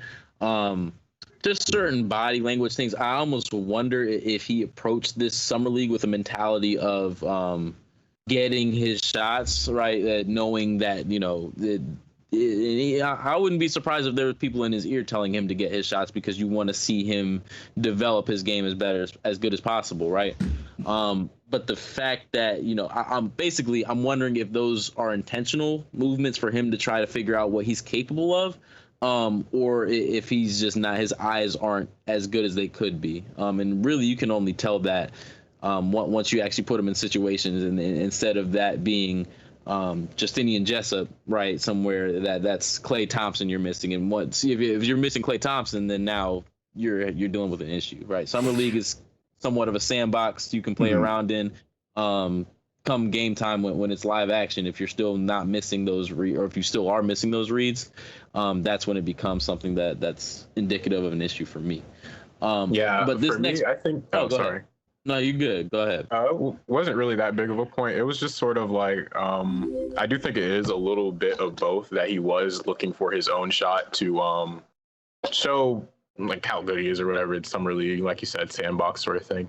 But I also do think that the vision is limited, and that the playmaking itself is limited and has been. I mean, it's improved. It's much improved, I should say, from when I first watched Kuminga, which was, I believe, like his 11th grade year. It's much improved from there, but I just don't think that he's that great of a passer. So, like you said, I do think it's a little bit of both. I think that he struggles to. I think passing is a big skill, and one that would benefit from being broken apart. I will say that, like in the half court, he struggles to like chunk reads out. Like he just doesn't process through them quickly in the same way that we see him do in transition situations where those reads happen super quickly. It's just like you can see him thinking. You can see him being like, okay, so this guy's going to go here, and just getting that processing speed turned up and get that processing motor running higher is going to be something that is made easier by the level of gravity that the Warriors have on the floor. But it is something that he is struggling behind, where you would probably expect somebody with as many creation reps as he's had, just like looking across his total sample leading up to this point. 100%. And this next play here was kind of a carryover from the previous play that we were discussing. I'm sorry, can we go back to the previous play? Yeah, the rip through. That was a dime, but we'll get to that. This right here was, we talked about the failed attempt at drawing a foul. This is a time in which it works. And the point being, just for him to be thinking about these things is, I think, is fairly, at least from my perspective, more advanced than I thought he was at this point in time. Should this defender be jumping at this? No, right? That's probably not the smart decision to make. This is a shot that you'd rather Kuminga take. But for him to be thinking about that and drawing those fouls, that's sustainable offense. Obviously, getting to the line is probably about the best thing you can do in the NBA nowadays. So for him to be having that sort of foresight in his game, in anticipation, and actually trying those things, and using those pump fakes as a means of not just getting defender off his feet for the sake of beating them, but to get quality shots being free throws, that's pretty advanced. That's been the book on him too. I mean, like his G League free throw rate was insane. He really, like, his ideal situation is to get really physical with defenders, and then when they try to get physical back, that's when the tricks come out. Right. And I mean, like, it's not in the big Kuminga stream I did with Mike Gribb, we talked about how, like, that was a preferred creation style of, like, Carmelo. where Carmelo would just like jab into your feet. Like he would get you moving, then he would give you contact, and the second that you hit back, suddenly he'd be shooting and he'd be at the free throw line. So I mean, like there's precedent for that stuff working. It's just that like that is so craft dependent. It's like that route. I mean, he's obviously probably going to be an off-ball four for a continued period of time, but like that would be a guy that I would really want him to tap in with, not necessarily for like the jabs and rip through series, but for the quick attacks where he would like get into the physicality and then use the physicality for quick counters. Because with a lot of his creation, it's a matter of the quickness of it. We see that the rip through series he did, it took him a little bit of time to get into that post, and that's where like the processing speed and sort of the I would say sometimes like discomfort with clean creation is, and I would just want him to get into the quick mellow counter bag, where the ball's in his hand for a half second, he's made you pay with your physical for trying to fight him two different ways. Right. Did I just hear a Carmelo Jonathan Kuminga comp? That might be a first, but no, I definitely see what you're talking about, and sort of taking that battle to the defender. And once the defender is going to bring that battle back, right? There's certain guys that coaches are in their ear, play them physically, right? He's going to he's a strong dude. You got to get into him. And for you to be able to use that to your advantage to get to the line, his free throw rate, I think it's somewhere around like 64, 65. It's not that great, but like you take that. We'd rather have that shot than some things that are a little bit less sustainable. But this is my favorite series of clips right here, what we're about to get into. First of all, great rebound. I do think he has a little bit of issues boxing out. He's not great at it, but obviously he can jump higher than just about anyone on the court. But he's so great at putting the ball on the floor and confident with it. Going up the floor in transition, he seems he's a natural at it. And he's like not looking for guards on an outlet, almost to a fault to an extent, right? But he's able to create out of it. And this right here, this is not an easy pass at all. This is a pass that you had to be patient on, and a pass that you had to wait for this window to open up, because this is going in between 3-4 guys right now. So you see that you have, I don't know who this guy is, but he's number 8. And then you have the help defender coming down that's kind of protecting the rim, 44, that has the Slim Reaper cut right there going. But it's a pass that we talk about this quarterback reference and all that. You had to wait for that window to open, and he was so patient with it. And then the touch that he has on this pass puts it right in front of him, gives him the opportunity to go get that foul. Like this was immaculate basketball. And I think this is one of the plays that really tuned me into, Jonathan Kuminga is more than an athlete. I hope we don't get copyright infringement on we're good LeBron. on that. But like he's more than somebody who's a leaper. This takes high level skill. This takes high level skill. This takes high level processing. This takes a lot more than the leaping ability and running ability that he has. So the one thing I will push back on is the word immaculate, because there is one thing here that I think points to some of the like low hanging fruit, and that's how difficult it is for him to get this ball out. So he's staring at the read. He knows exactly what he wants. He sees the miscommunication. He knows that Brian Bowen is the only person back, and like Brian Bowen just doesn't have the bungees to meet somebody at the rim, and he's slight Bill. Shout out to the set, and you can see that like when he picks it up, he switches hands. Like he doesn't make this as a 2. He picks it up left, and then then it goes to his right hip, and then it pushes out. And like this is just a dexterity and hand-eye coordination thing, but like this is also some issues that come up with his handle in like really tight spaces, where he just isn't quite as clean with the execution. Oops. And I think that this is an area that I think is important to note, that like while his handle does have like it has like real flashes, especially like with counters, when you start to put it in that like functional space of having to like, it's also notable that when he starts to get a little bit worried is when the guy comes close. Like when the defender runs towards him, that's when he's like, oh, okay, got to get this out. And like if he makes this lefty, it's still going to be there. But he has a moment where he hesitates. He flips hands. So? Oh yeah, he could throw this lefty. Look, he can just push it lefty from right there. Get it out. Push. Like you're opening a door.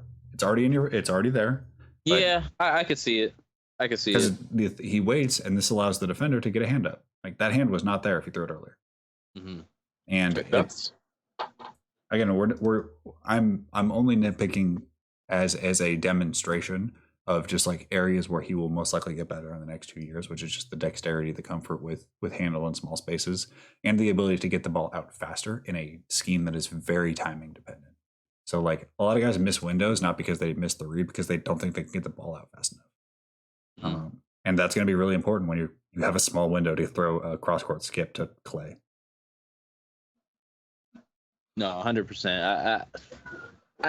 I guess it's one of those things where it was a good usage of the abilities that he currently has, right? Mm-hmm. If he doesn't have the ability to make that left-hand pass, then, don't try to force it. But that was a funny example of body language at the end. We can talk about that later. But another good rebound. And I'm almost convinced that if Jonathan Kuminga comes down with the board, he's taking it up court. Like, there's not even a attempt to look for somebody else. He's like, I got it, because that's just the type of confidence he has. But this is another example, less so identifying a window that to pass into, but identifying a window that's open for him to kind of use his ability of running it and strength to get into.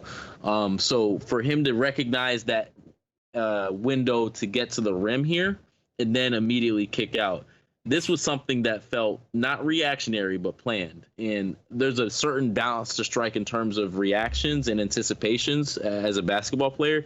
Mm-hmm. And I can appreciate the fact that this was an anticipation because he sees four in the corner. He's sitting there for a while. His hands are up. And he knows that if the only way that he's going to have that shot be wide open is if he gets to the rim and then kicks out. I don't think he has to get to the rim. I think he could have kicked it here. Mm-hmm. And I think Moody's frustration in this moment is that Moody wants it now. Like Moody would like the ball on the way, and it's an extra step and a half. And that kind of messes up his timing. Moody's much more of a rhythm shooter. Doesn't end up going. Right. But like, I think that right now, defender commits. And while he makes the right read, it's the same thing we talked about of like, it's that processing speed and it's the ability to get the ball out quick. I will say in my notes, I did observe that he seemed to be getting a little bit out of control here. And there's another example that I didn't include in the in these clips where he's like very palpably out of control. So when he does attack, there can be a bit of recklessness to it, not to the point where he can't make a move that he wants to make. But like you mentioned, there might be a step, 1.5 steps a little bit too late. But again, the idea is there. And that's the important thing for me, because based on the what a lot of people thought about Kuminga, or at least what I thought a lot of people thought about Kuminga heading in, like he might not even see that, or at least that might have been the perception of it. So I appreciated that he saw that corner pass, albeit the pass was a little bit late. Now, this might have been my favorite pass of all of them. It wasn't the flashiest. It was kind of simple, but this might have been the best example of processing of all of them, because the pass is out exactly when it needs to be, which is exactly when the defender makes a decision to stop ball immediately. Like the step he takes to him, that ball is out going to Kyle Guy. So if you rewind just a tad bit, you'll see that the second that step goes towards Kuminga, right now, that ball's out of there. Mm-hmm. So that of all of the plays that you saw, there was a little bit of a delay in processing, but this right here was immediate. So that's why I really had an appreciation for it. Like I said, defense is all about hips. Once you owned his hips, it was over. And great finish by Kyle Guy, by the way. Yep. He looks different. But this is an example of a little bit of a half-court playmaking ability. This was something that you really didn't see a ton of from Kuminga, but another example of like, okay, this is pretty good patience. And once you got that defender to commit, you had a level of anticipation of knowing that the cut was going to be there and knowing where your passing window is. Not necessarily forcing it, wait, patient, wait for my guy to get into the window. Say, what are you thinking here? And what am I thinking here? Yeah, I want to ask I mean, he has 3 good options. Do you think he needed to go further? Do you think he could have thrown this now? I think that he could have found it now with number 10 up top, or if he wanted to take an extra dribble and hit the roller. But a point that I kind of wanted to make about Kuminga in general with his playmaking, this is something that I had to kind of learn myself. I talked to a friend of the program, Henry Ward, at Henry W. Ward on Twitter. When I said something, I was talking to him, I was like, Kuminga had a really good passing game. And he was just like, did he really though? Because, Henry's kind of skeptical. So he was like, did he really though? Because it's just like the reads are good, but the reads that he does make, it's that like they're open for like 3. The windows are huge, and that that the windows are open for like 3 to 5 seconds or whatever, which just isn't going to happen in the NBA. Which is, I mean, like you said, it's a good baseline to start off from, based off of where he was just like a year or two ago to where he is now. It's significant improvement. But I did come away a little bit less impressed with the passing on the second watch, looking at it through that lens rather than the first watch, where I was just like, wow, he's really making these nice passes. Yeah, that's a main point that I had about Kuminga's playmaking that I saw in the last couple of plays.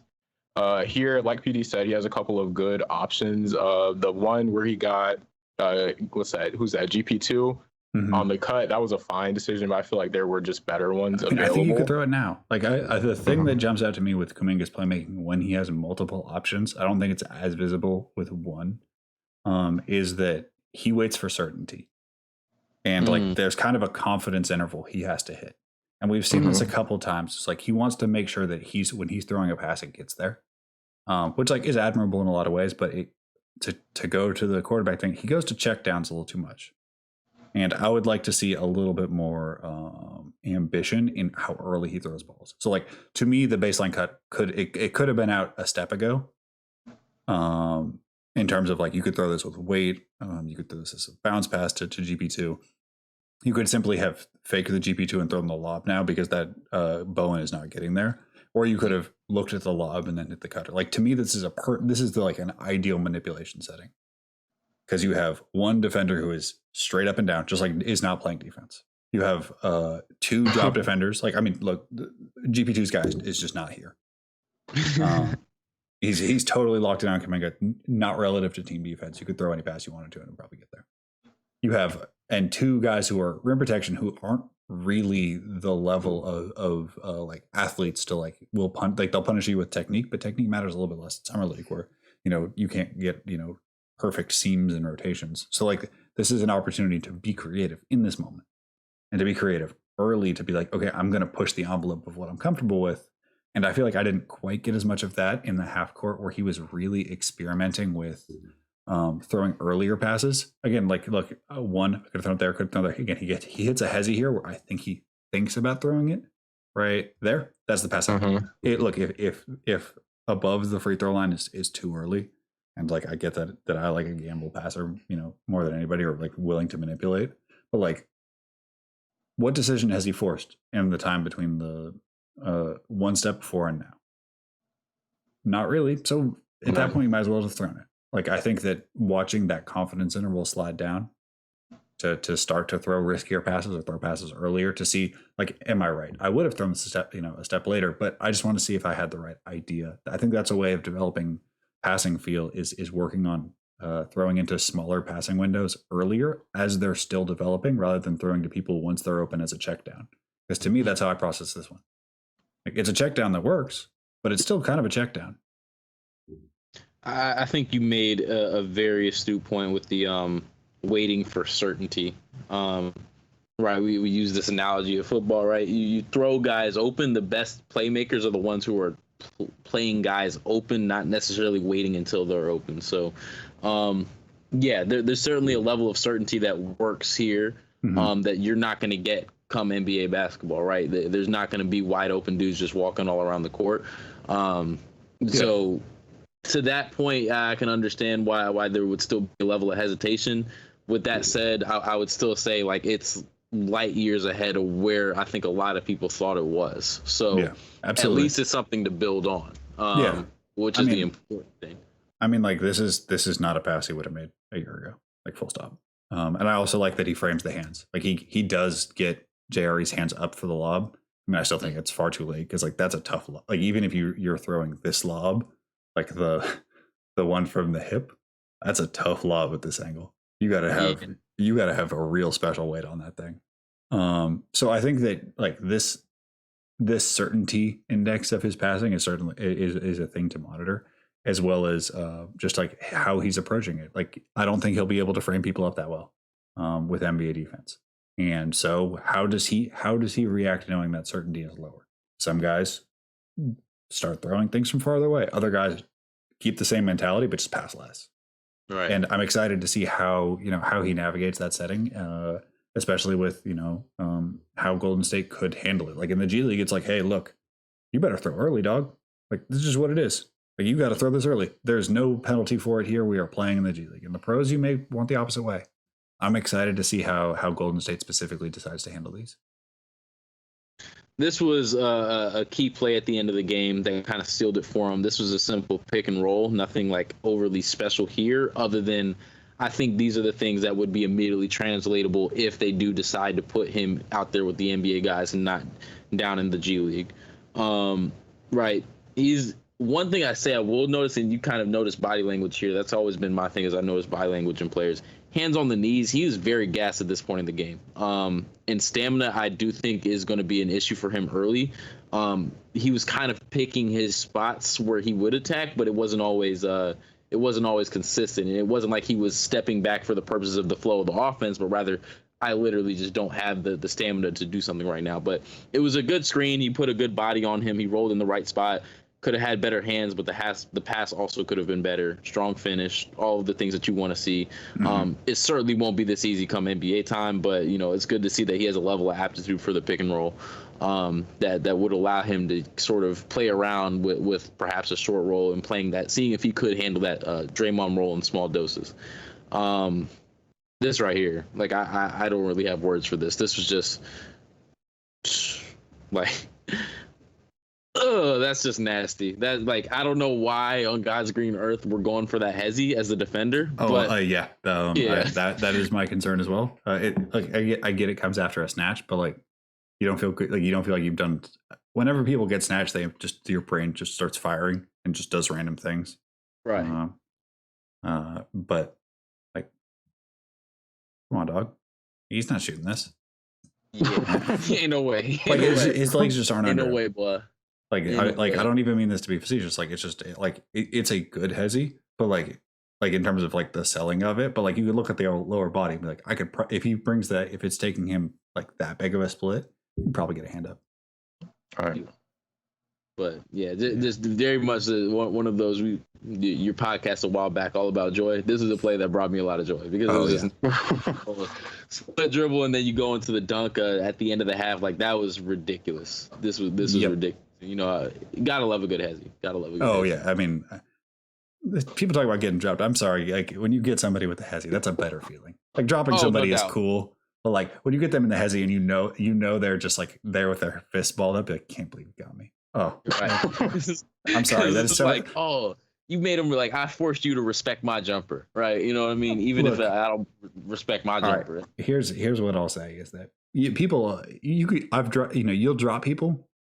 And sometimes they do slip, and it does hurt your feelings a little bit knowing that you didn't really drop them. I mean, you still got to claim it, but you still but what excuse do you have if you get hezzied out of your shoes? What is there? I thought you were gonna do something, and right. There's nothing. Nobody can take nobody can take a hezzy away from you. They can take it. They can take a snatch, even if you really get them. They'll always claim there was a wet spot or their shoe slipped or whatever. But a hezzy, I've never heard somebody make a successful excuse. It's always you got. So for me, better. That's an interesting take. That is one thing I will say. I can't recall ever dropping somebody, and dropping somebody always looks great. There's a level of facetiousness to it that a lot of times people use the chicken wing a little bit to make it happen. Somebody will step on somebody's shoe. There's a little bit of inconsistency there. It's always a great basketball play to observe, but a hezzy, especially when you watch guys who's great. Steph Briscoe's a good one. I'm in love with Darius Garland's hezzy. Watching him go one-on-one is ridiculous. But yeah, you have good hezzy, it makes you it just makes you so lethal, especially if you can really shoot the thing and you have a good hezzy.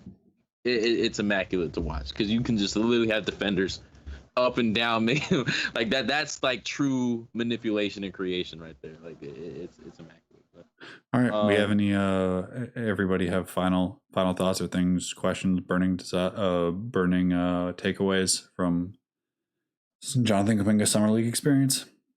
For me, just the biggest thing is just I want to encourage people to look at him as more than this athletic prospect. Obviously he's not, Sharif Cooper, but in a 6'7", 225 frame. That's not what I'm trying to postulate here, but what I'm saying is he's got a lot more tools from an aptitude standpoint than a lot of people think he does.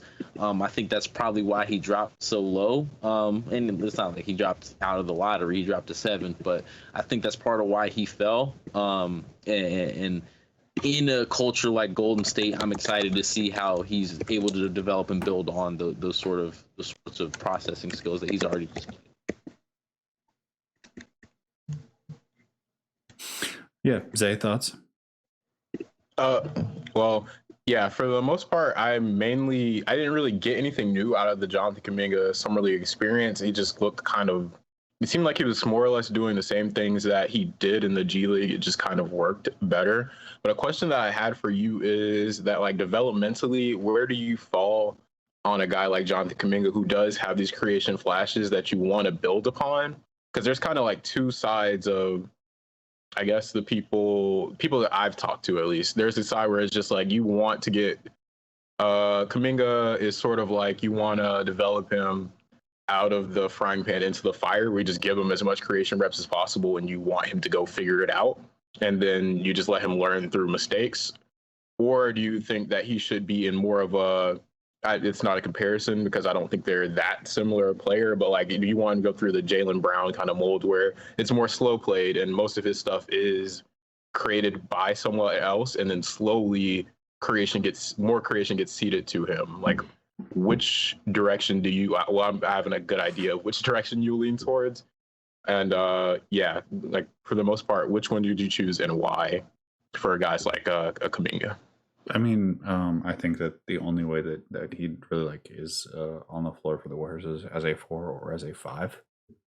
In his like first 2 years, I think that you could have him develop as a wing in the G League, like with like intermittent stretches that are planned out. But this team doesn't really lack for creation in that way.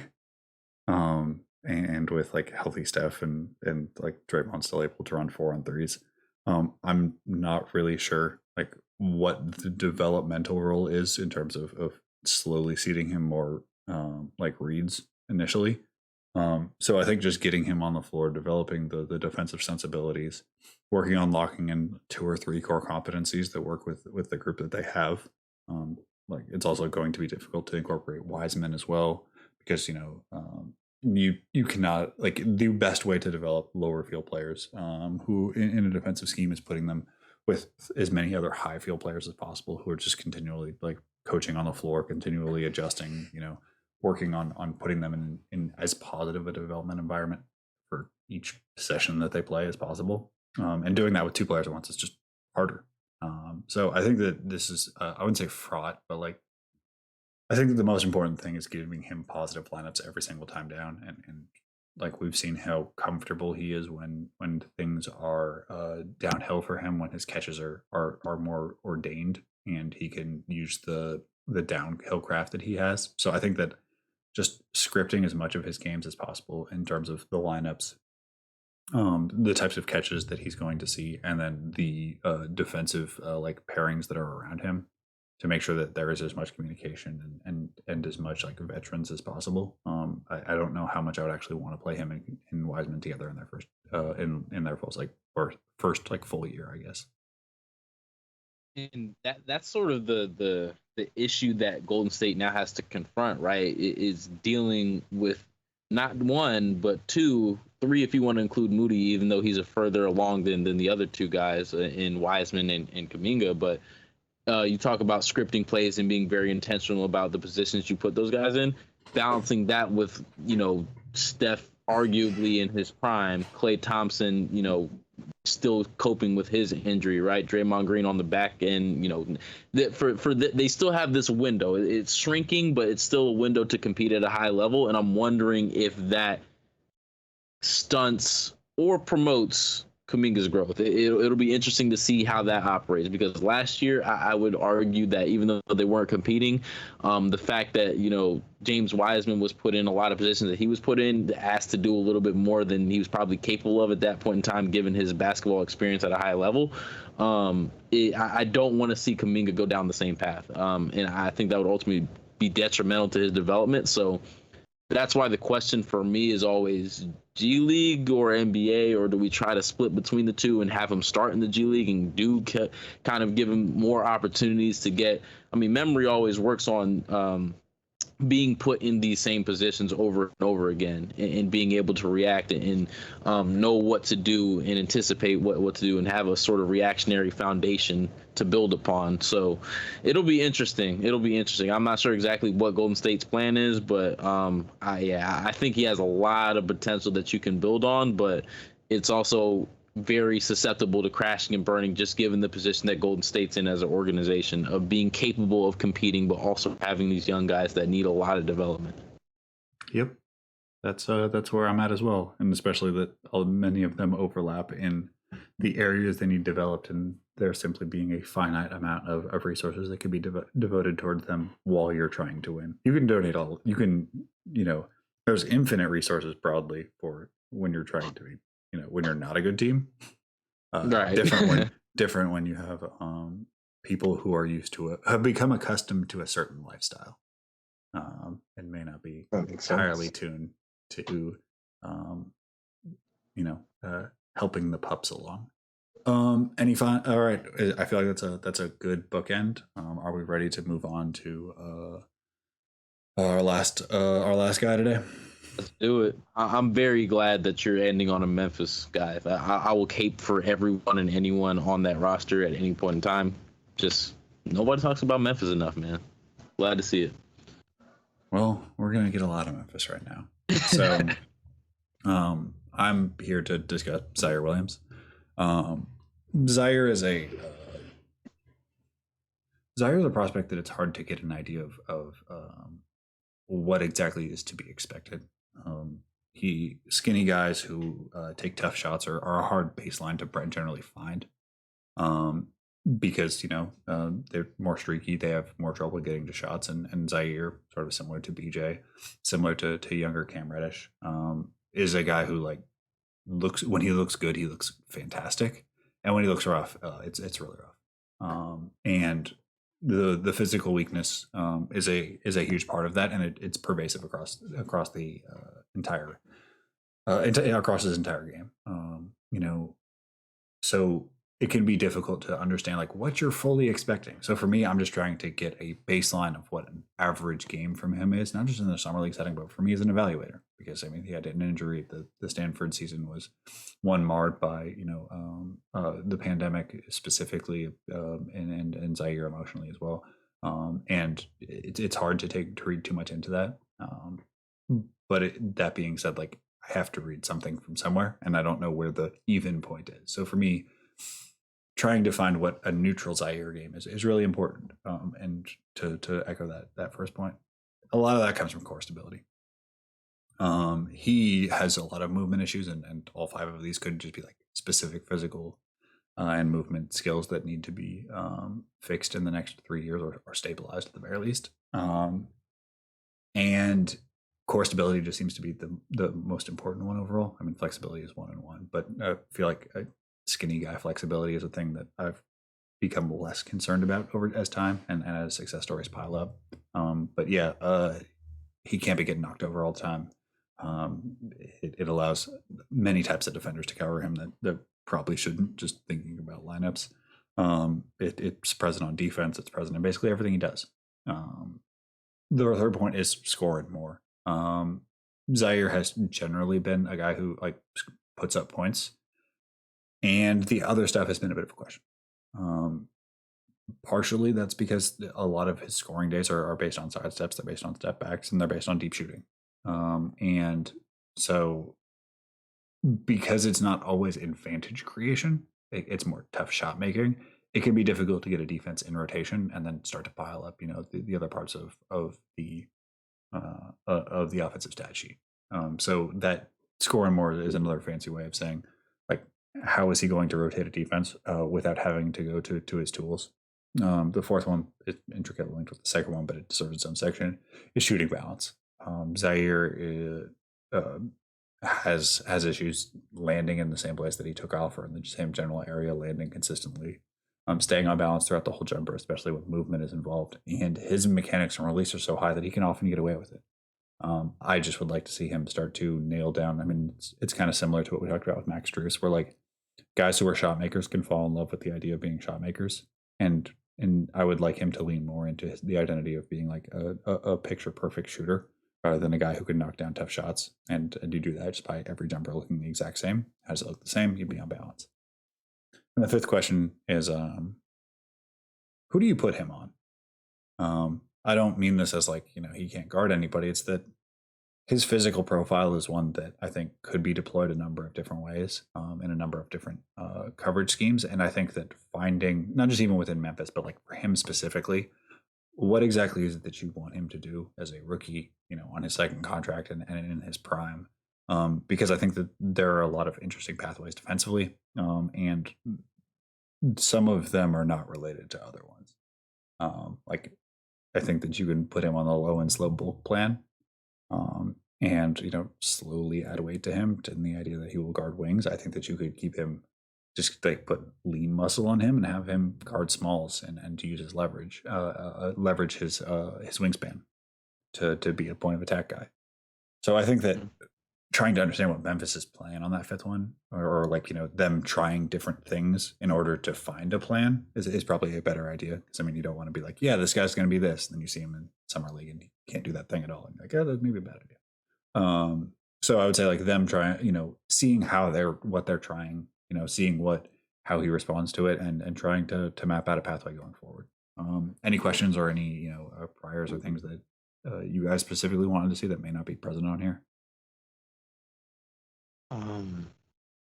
No, I think that's pretty straightforward. But I will say, when I think of a guy with a similar sort of build, and this is probably a very high ceiling one that I'm not sure Ziaire has displayed the ability that he could reach, but Mikal Bridges is a guy of a similar physical profile that perhaps could be somewhat of a template of how you employ him defensively. Just a thought.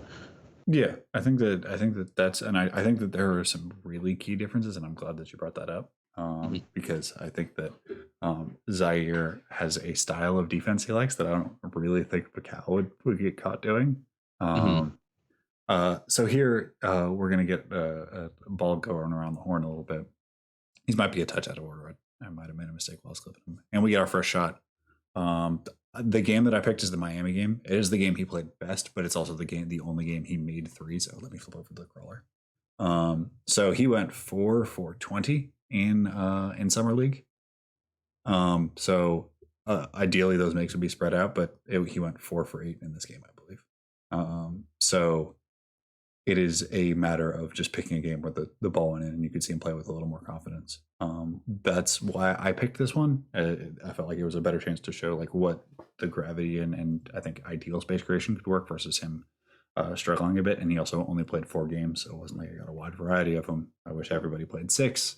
Fortunately, we got some 2s, we got some 3s, we got some 4s, and only a couple of 1s this year. I think that a thing that jumps out, early call for the ball. You see him consistently shaking, which is a thing that shaking and lifting, which is a thing that I really like for young shooters. To consistently be moving as the ball is moving. You see every time that there's a development, he's kind of slides up, wide base, follows through. We still have a bit of the heel click together on the follow through, but the base looks better than it did before. The valgus compression was going to be a thing for him. You can see his knees are out a bit as he's sort of like, this is just a flexibility thing. You'd ideally want him to like be in a better squatting form. I don't think he could like physically do that right now.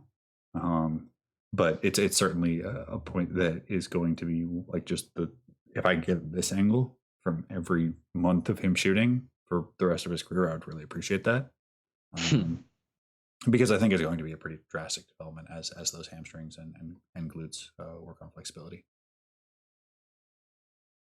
And here we kind of see an initial idea of how they could defend him. This is not really like a thing like Mikal is comfortable with. Like Mikal is not I would say a natural born pressure guy. He likes to smother. And then once the defender or once the player exposes the ball, he'll take it. But like Ziaire has gone the other direction of like, no, I'm all turbo. I'm not strong enough, so I have to bother you with limbs. I have to keep pressure on you. I have to be kind of like flying arms. And that is his like preferred point of attack style. I will say that he does have enough lateral. Like he's extremely quick laterally, He's just not good at like pushing off in like a first step sense. So he can slide with a lot of guards laterally. It's when he has to turn and run that he can lose.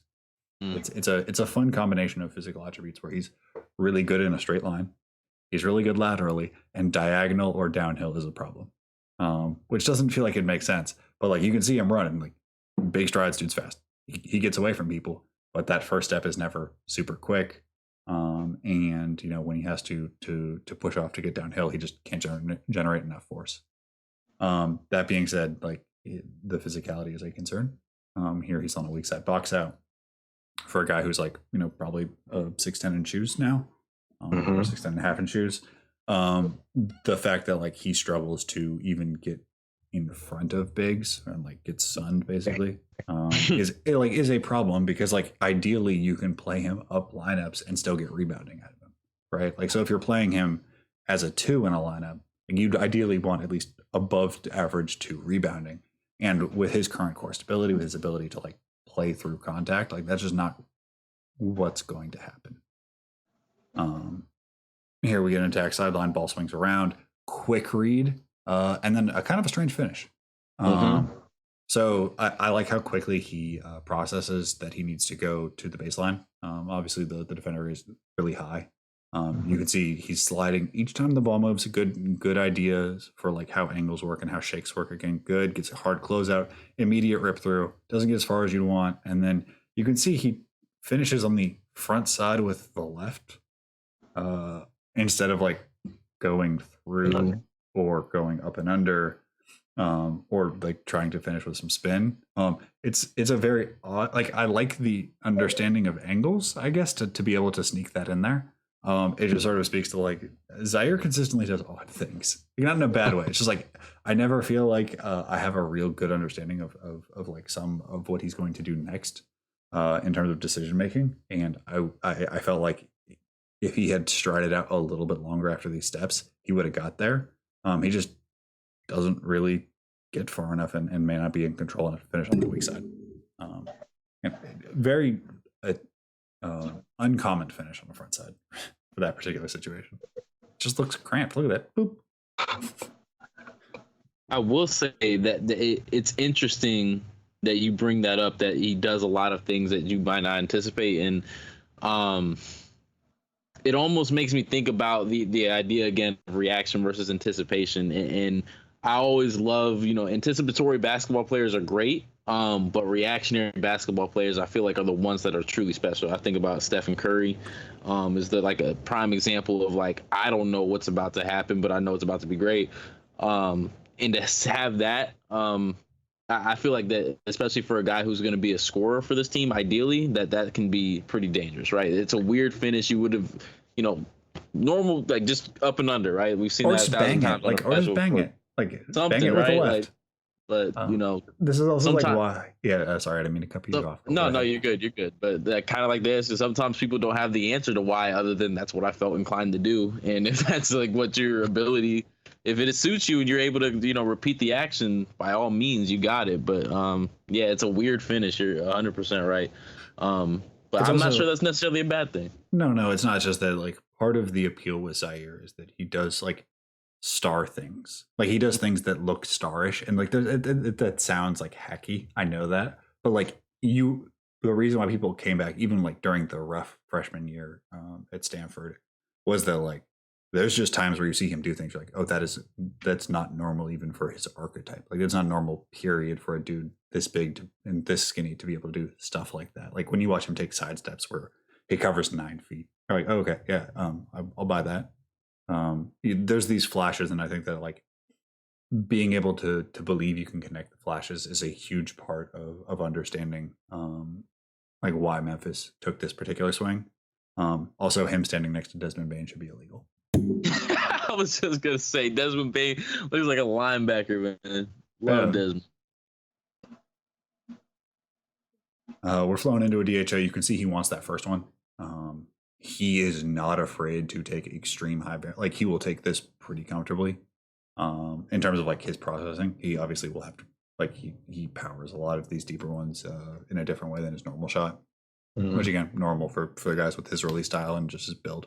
But like a guy who to him, that is like a good look to come off like a handoff a foot and a half behind the line under contests. And then this is kind of where we get to scoring more. So like, yeah, he attacks the situation well, gets the corner.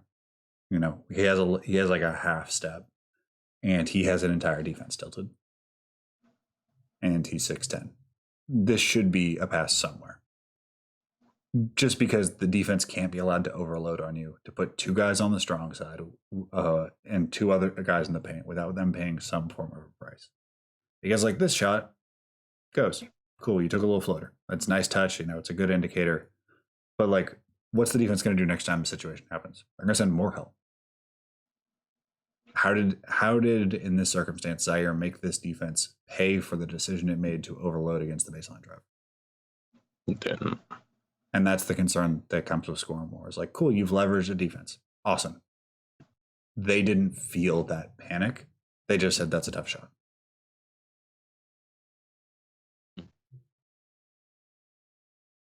Just jump ahead.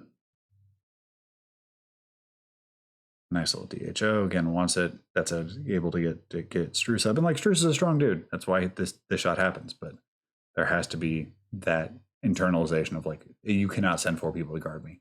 You cannot. I will not allow that to happen. I tell everybody else to mind their business by, you know, throwing some skips, making sure that the ball moves, making sure the defenses can't overload. Then you go to work. And in the same way that we talked about with Kuminga and the Tatum idea, or just like, that's how every star works, is like, you're going to pick something and I'm going to make you pay for it. Here we see more of his preferred creation style, and also like what happens when he meets contact. This is called a foul. It's honestly not. But like, look how fast his feet move. Like, this is like, he is really laterally quick. And like, it is very stark that a guy is able to go under a screen, go over a screen, or reattach, almost get thrown back under, get beat, reattach, get in front, then change a direction and move. Like, that's a lot for a guy who's considered a project, and especially like not a defensive project. And so like, this is why I'm excited about him potentially being a guard guy, in the same way that like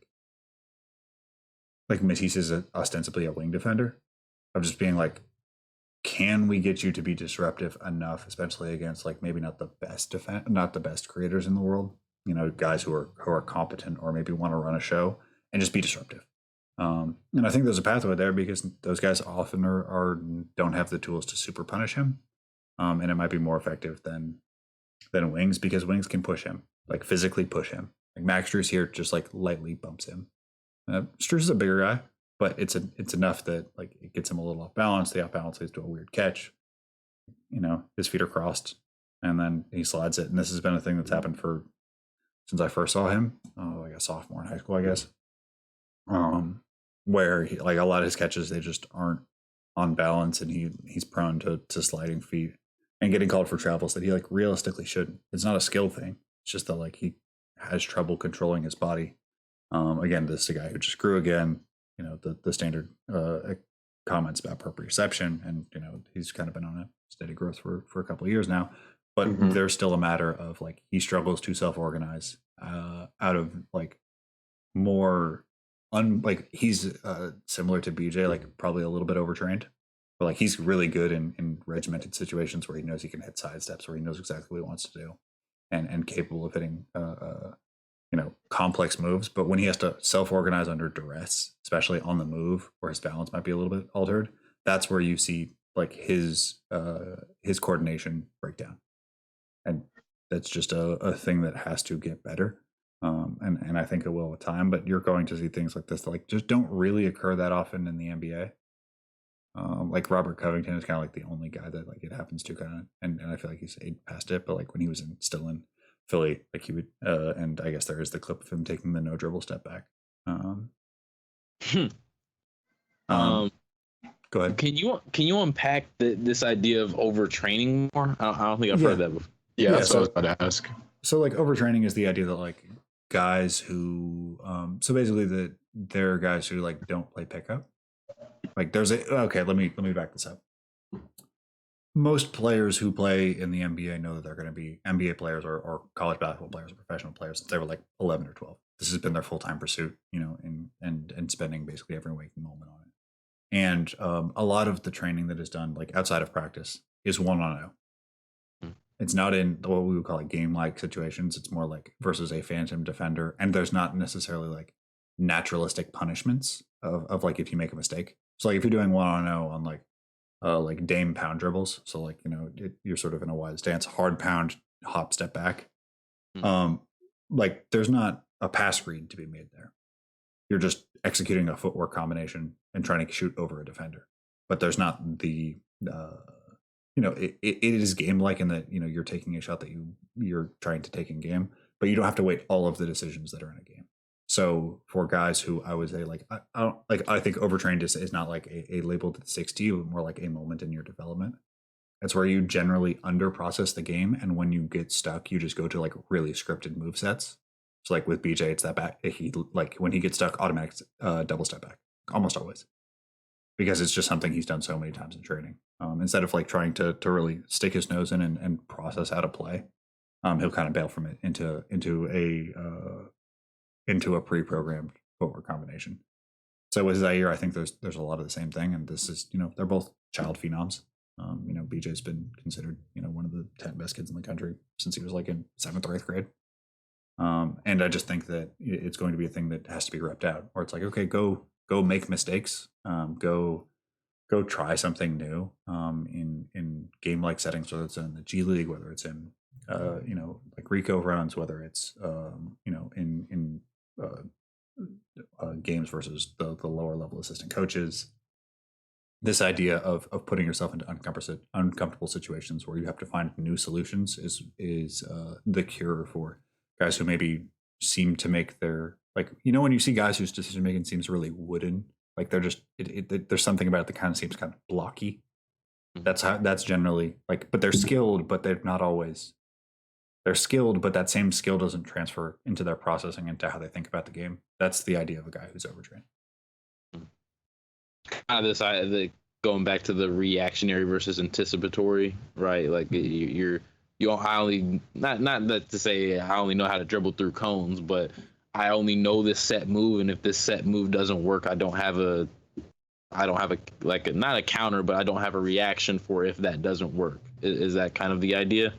The idea is that you are most comfortable when that move works, and because like okay, so when you go through cones or whatever, like the cones don't trap you.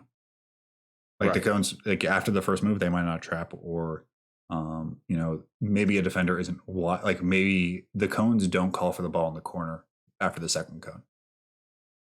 So if that does happen, you may look at it and be like, it's not open.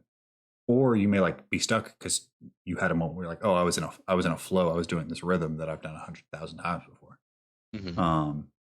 So I would say that it's guys who are a little bit more uncomfortable in new situations or like novel situations, and are most comfortable doing kind of things that are stimulus response, but not like the whole game. You can kind of, if you close your eyes, you can see them doing it in a gym 1-on-1. And then the more you watch them, you're like, oh, this guy does this a lot. And it's always in these same situations where it's like, oh, there's a lot of reads happening at once, or things have broken down. Oh, here's Old Faithful. Got it. Okay. Yeah, understood. It's most common with like creators, just because like it's really hard to find a trainer who works on off-ball cutting too much. But yeah, I mean, something that I've kicked around, and I'm working on writing. Once I finish doing 1 trillion streams a week. Right. I've seen you kind of talk about like training. I don't know, the neurological function of like, okay, that this is you're not going to be met with the exact same scenario too many times on a basketball court. You kind of unpack that a little bit in your Twitter. It's interesting. It makes me think of like how you can be a little bit more imaginative in developing basketball players. It's an interesting thing.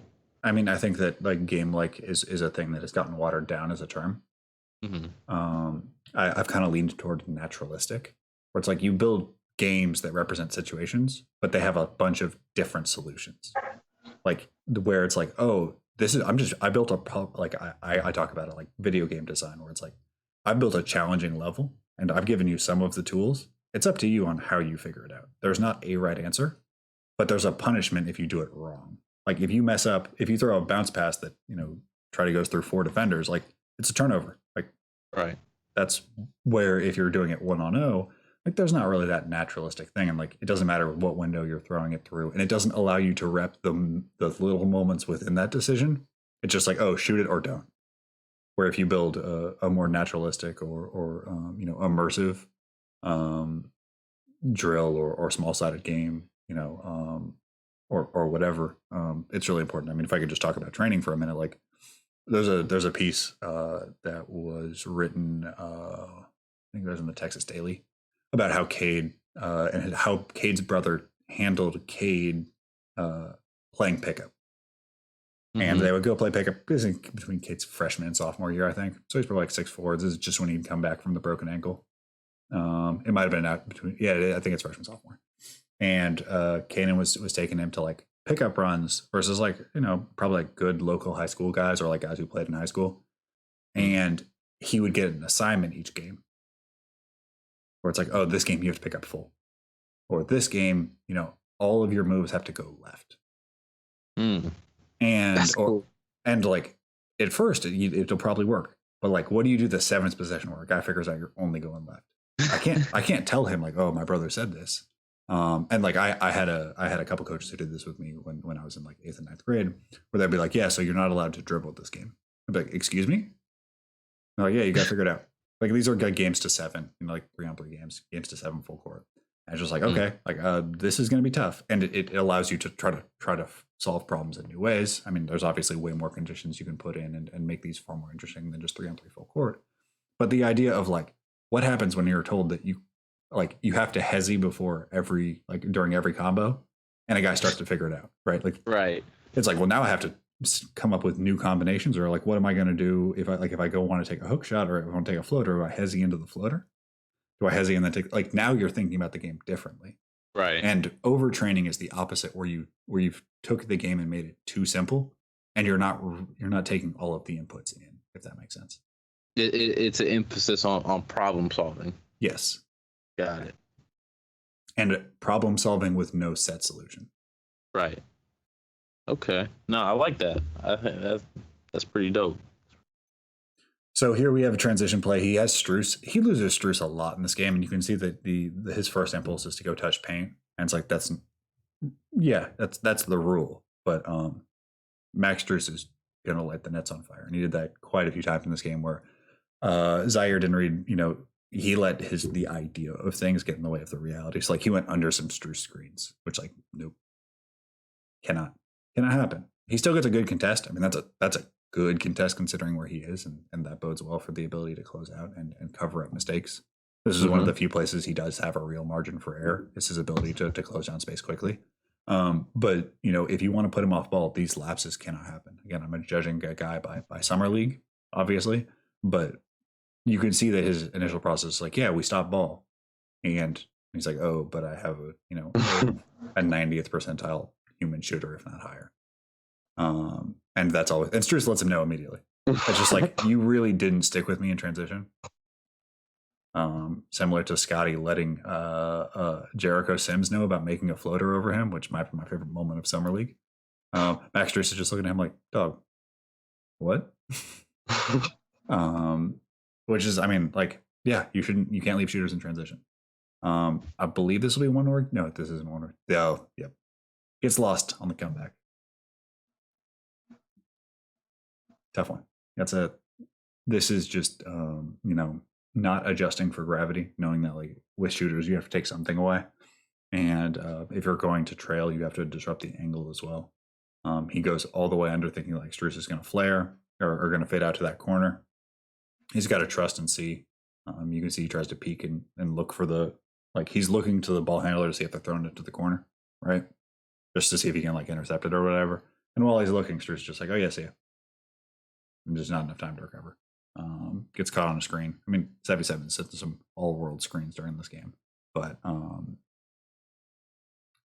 these are small lapses that aren't necessarily problematic on their own, but it does speak to the idea of like, where do you want to use him, knowing that his rookie year is probably going to be tougher on. He does have off-ball tools to close out against shooters. The screen craft is still quite a bit lacking. Good shake, drives middle. And that is something that did not happen last year. So this is the wide sidestep we've talked about, that has kept people and kept evaluators on a really high on Ziaire. There's step one. There's step two. And unlike previous years, he doesn't automatically shoot this. He gives a slight pump fake and immediately cuts, which is really positive. Obviously, would like this to be a finish. Would love this to especially be a reverse with that right hand, but just get stripped. I mean, he's weaker, so bumps and things like that do affect him more. Like this dig should not prevent him from getting a good look at the rim, but it does a little bit. That was a thing that boded really well. Here it gets a little bit spooked by the ghost screen, doesn't foul.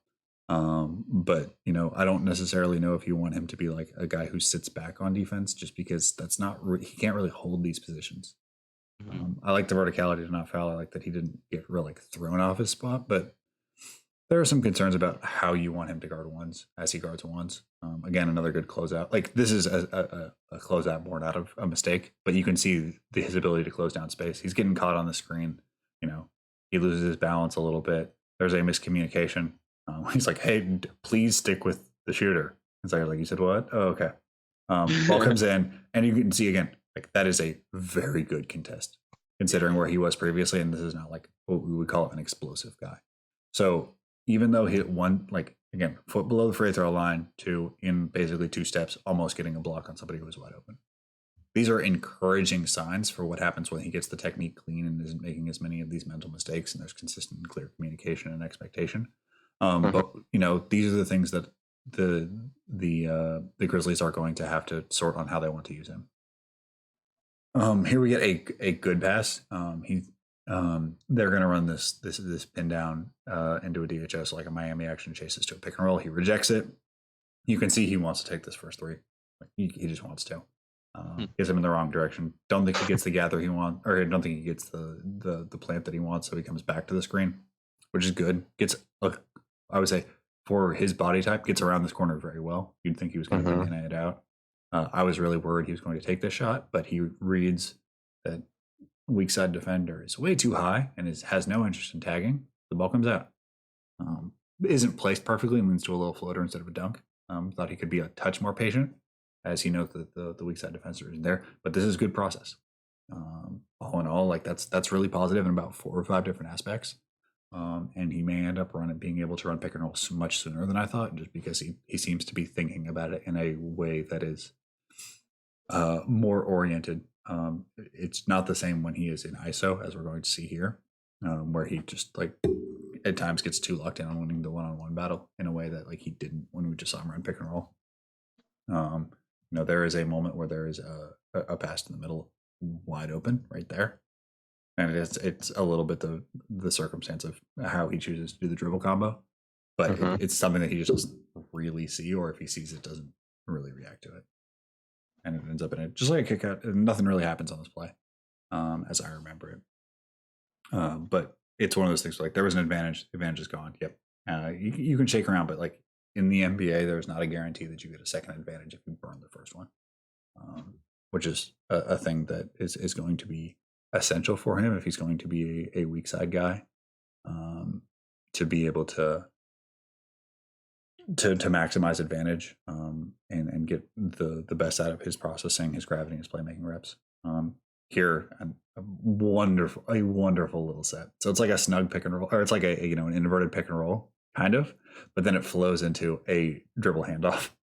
So there's essentially supposed to be, what usually happens is it's a triangle switch. The big drops off, and then that guy clears out. So the big is clear, and then you have a switch of a guard onto Xavier Tillman, and then a negative memento on the handoff for Ziaire. So it's a play that basically gets you a switch or it gets you a chase.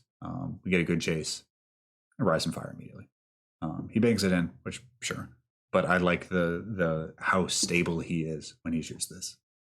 This could have been a terrible miss, and I still would have loved the balance that he has, how quickly he plants, and how it's straight up and down. This is his best looking jumper of the day, just for how easy it is for him to organize.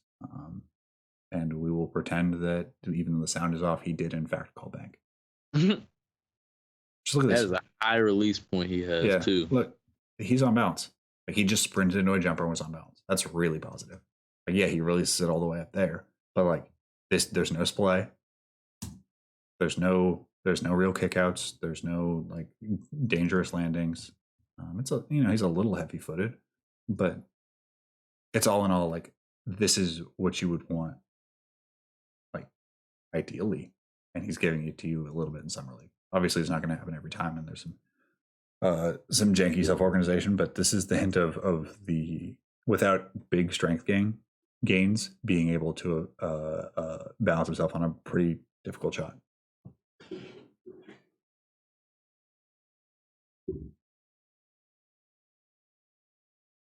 All right, good to run out again. Speed, tax downhill, Euro step, and just no chance of this ball getting close to the rim. This is going to be a theme for him, is figuring out a way of absorbing contact in the interim when he's not strong enough. I think it's going to just be crafting like who hits him, like I called it contact creation, where like you always want to. When you're skinny, you want anyone that touches you to be on your terms, where you can either turn it into a usable foul. Like this is a fine. Like this could have been an and one, but because of the direction he went, like there's no chance this ball's getting to the rim. So having to be smarter about when people are going to hit you, the angles with which, and to maximize your ability to get more out of the fouls, and also just not get hit this hard. Like people are always going to jack you up when you are skinny with high hips. That's just life. But making sure that you get as much as you give, and making sure that you get as much out of it as possible. That's going to be essential. I like that he's again he is not afraid to mix it up in the slightest, and definitely like I don't think like being hit really phases him in that way. Like I think contact bothers him more than collisions do. But I think overall it's a pretty positive summer league, despite like what the shooting splits look like and some of the passing numbers, just from the hints of what we saw from physical development and a better processing of pick and rolls, a better processing of like how to guard ball handlers, and I think some hints towards potential defensive pathways. Any ideas on Ziaire before we close this on out? I have a question just in terms of how you project, or rather not project, but what would be the most effective way for the Grizzlies to employ him in his rookie season, that's conducive to his development, but also allows him to kind of do the things that he's good at, right? Like obviously you don't want him putting up 30 shots a game, something crazy, but you also want to give him his spots, but you also want to ingratiate him into the context of what they already do. So how do you think the Grizzlies can best do that? I mean, I think that I would have him play like a core, like as much of the G League as possible, and then move him up and keep him up. Mm-hmm. So I think that there's going to need to be 10, 20, 30, like an amount of games where he's a G League guy only. But I would still have him probably like practice with the team, probably similar to what Jalen Johnson is going to do. Okay. I just wouldn't have him play with the Grizzlies.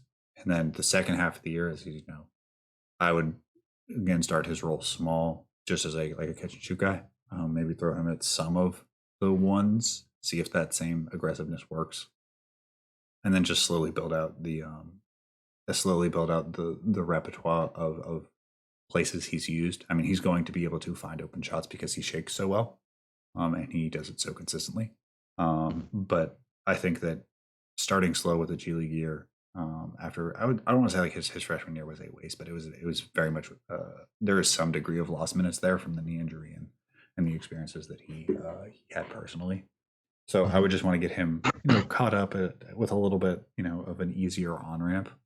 I think that he's very much somebody who is a long term thinker and is willing to go with what comes. I mean, not a lot of top 5 players in the nation choose high academic schools, even the ones in power conferences, and that's something that he went out of his way to do when he certainly had options for blue bloods.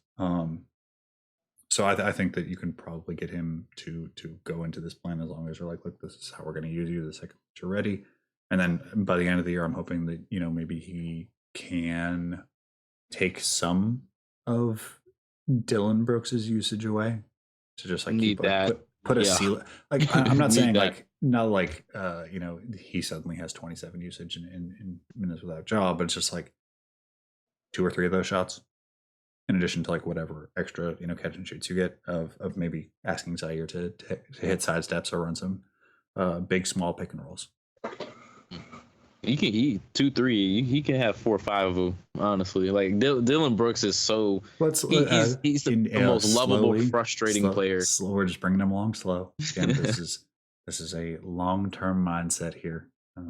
I don't think that he's a guy who would do great being thrown in the fire, and I also think that Memphis doesn't necessarily need him to be thrown into the fire, right? Because like again, the fire seasons some people and other people burns them up. Right. I guess when you first threw out the what was the term with the overtraining, I guess I had a question about that you kind of answered because we went on a tangent about that. That was pretty informative for me. But I guess it's another question that I have that isn't necessarily, I don't know, because when I first kind of started taking scouting seriously around this time, so obviously I don't know as much as I know now. So like, how would you compare they're obviously going to be lumped together a lot. How would you compare Cam and Ziaire as prospects, and what would make you higher, what would make you higher on Ziaire rather than Cam or vice versa?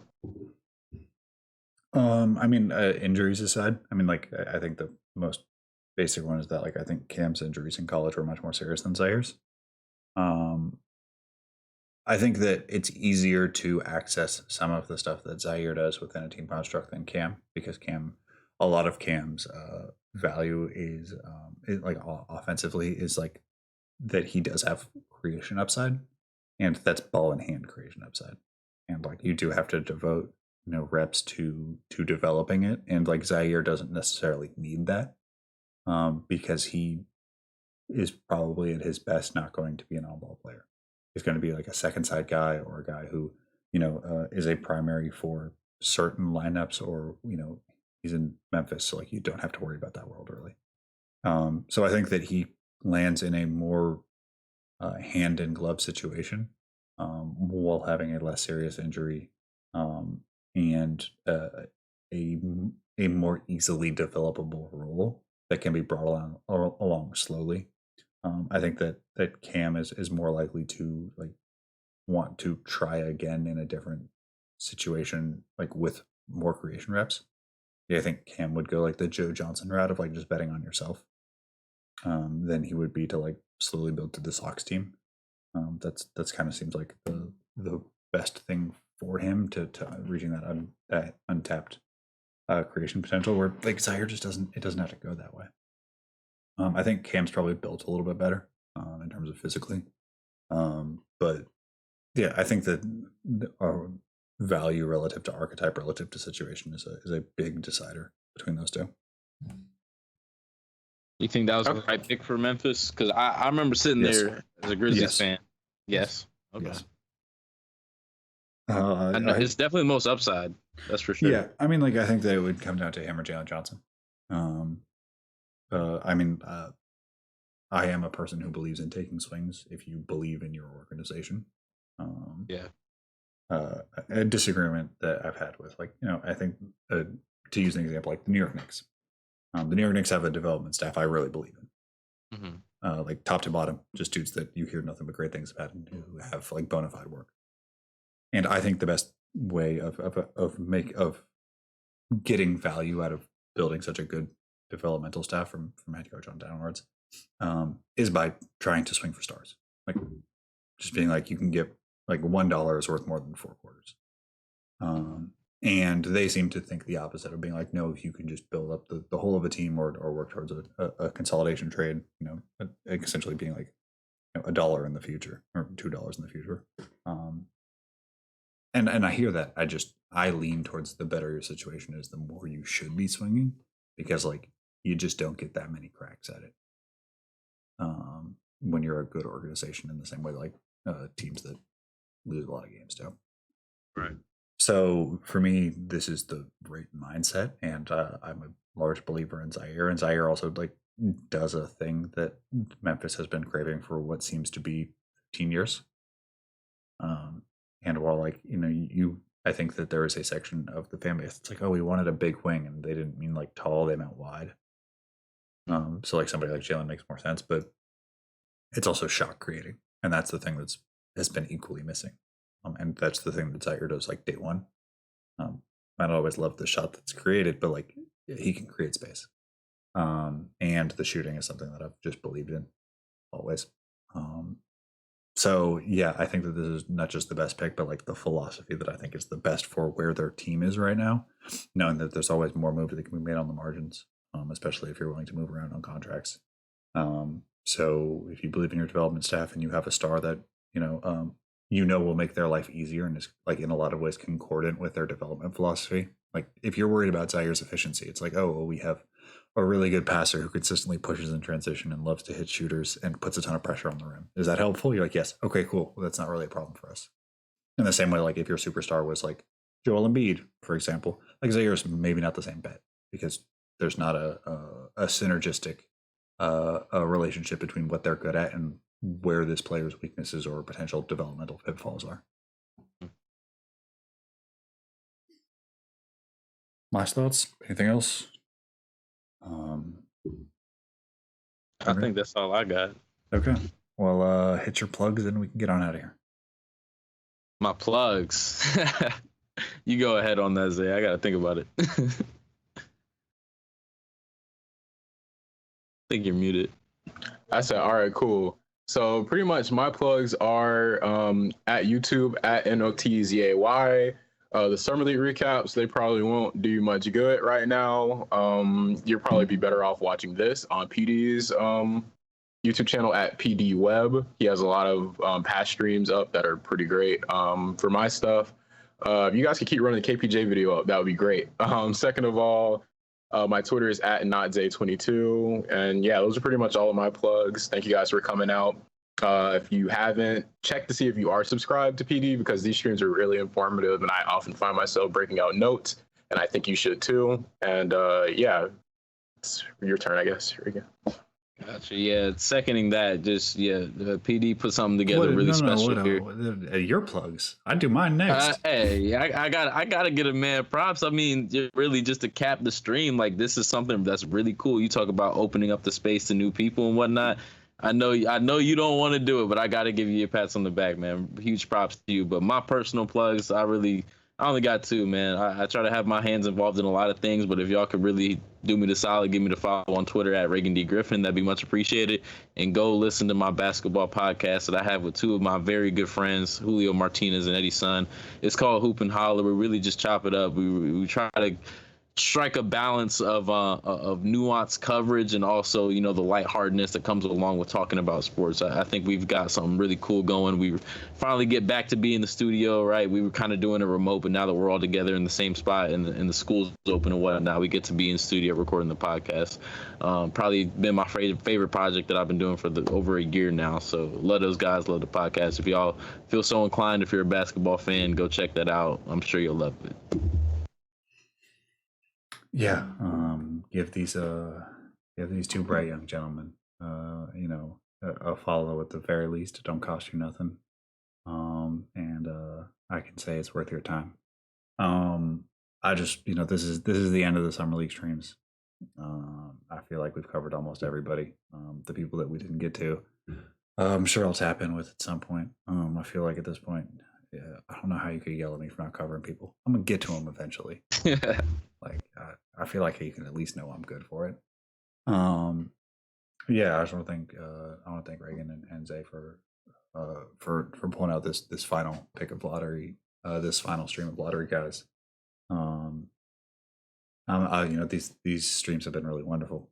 While they did get demonetized because YouTube hating, but it's been wonderful to bring together different groups of people and talk about just things that align together for whatever reason. I never want to plan groups or have people get into cliques. I like to throw in just random luck who's good for a day, and it generally all turns out because everybody's here for a reason. They're donating their time, they're donating their energy, and I'm just so appreciative for each and every person that showed up.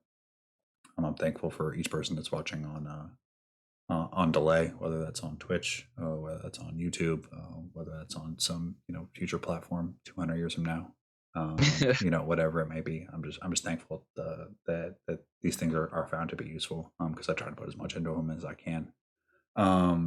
This has been an awesome journey. I had a ton of fun, and I just want to finish up by saying, if you can follow me on Twitter, that's fine. I appreciate it. If not, I totally understand. I'm quite annoying. If you enjoy what we've done here, I'm going to get back to writing. This is probably my last stream for like at least a month, just because I want to dive into the 2022, talk about some of the ideas we've covered here that I'm going to mine out and try to present in a much more cohesive and planned out manner. That work on Patreon is always free and will always be free. If you can donate a couple bucks, it'd be much appreciated, to help cover costs for like the stream and stuff like that. So that way we can continue to improve this each time we come around. That's important, just to make it as palatable to people as possible. I try to put some shine on the old thing. If you could subscribe on YouTube, that's appreciated. If you have a Twitch Prime subscription, it costs you $0. You just hit, this is the person I'm going to subscribe to this month, and just Jeff Bezos sends me like $4. It's a pretty good racket. I don't know how it actually works, but I would appreciate if anybody who's watching could do it.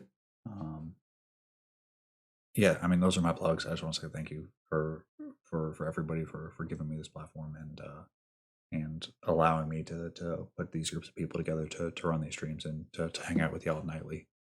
It's been a fun like 9 days or whatever, where I've been talking basketball publicly for like 3.5 hours. It feels like every single night.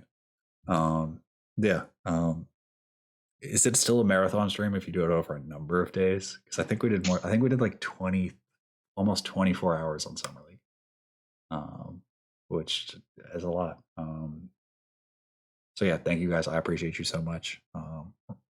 I just want to. I mean, it's unlikely that more people are watching now than when we did when we started. 3 hours to do that to you, but I just want to reiterate that like there's a feeling in this industry when people get snatched up or when the space changes that like it's falling off, and the reality is that it's just a quiet period before the new people rise up, before the new voices, because we all stand on the shoulders of giants in the same way that when I was coming up in 2013, 2014, and really starting to like give my attention to this entirely, it was like, oh, I'm never going to be like the guys who write these articles. And like I've gone back and kind of been like, what? Hang on, this isn't very good. There's some 16-year-olds who are on Reddit who are cranking out this. But at the time, it was revolutionary. It only felt that way because they were standing on the people before them and the people before them, and I'm excited to see this new group rise up. And I think the pessimism about what we've lost is very misfounded, because this is an opportunity to get to know a lot of new people and hear new voices, and hear new voices with new experiences. You guys have been wonderful. I appreciate everybody that's rocked with us for these couple of days. I'm appreciative of you guys. You had the tough task of bringing up the rear, and you did an admirable job. We covered a whole bunch of ground. We covered some really interesting guys, and never once was it a dull moment. There you go. Gentlemen. Love Anchor Leg, man. No problem. Thank you, my guy. All right. Have a great one, guys. You too. Next time we stream, I promise I'll bring Q&A back. But man, it's not happening tonight. No, it's not.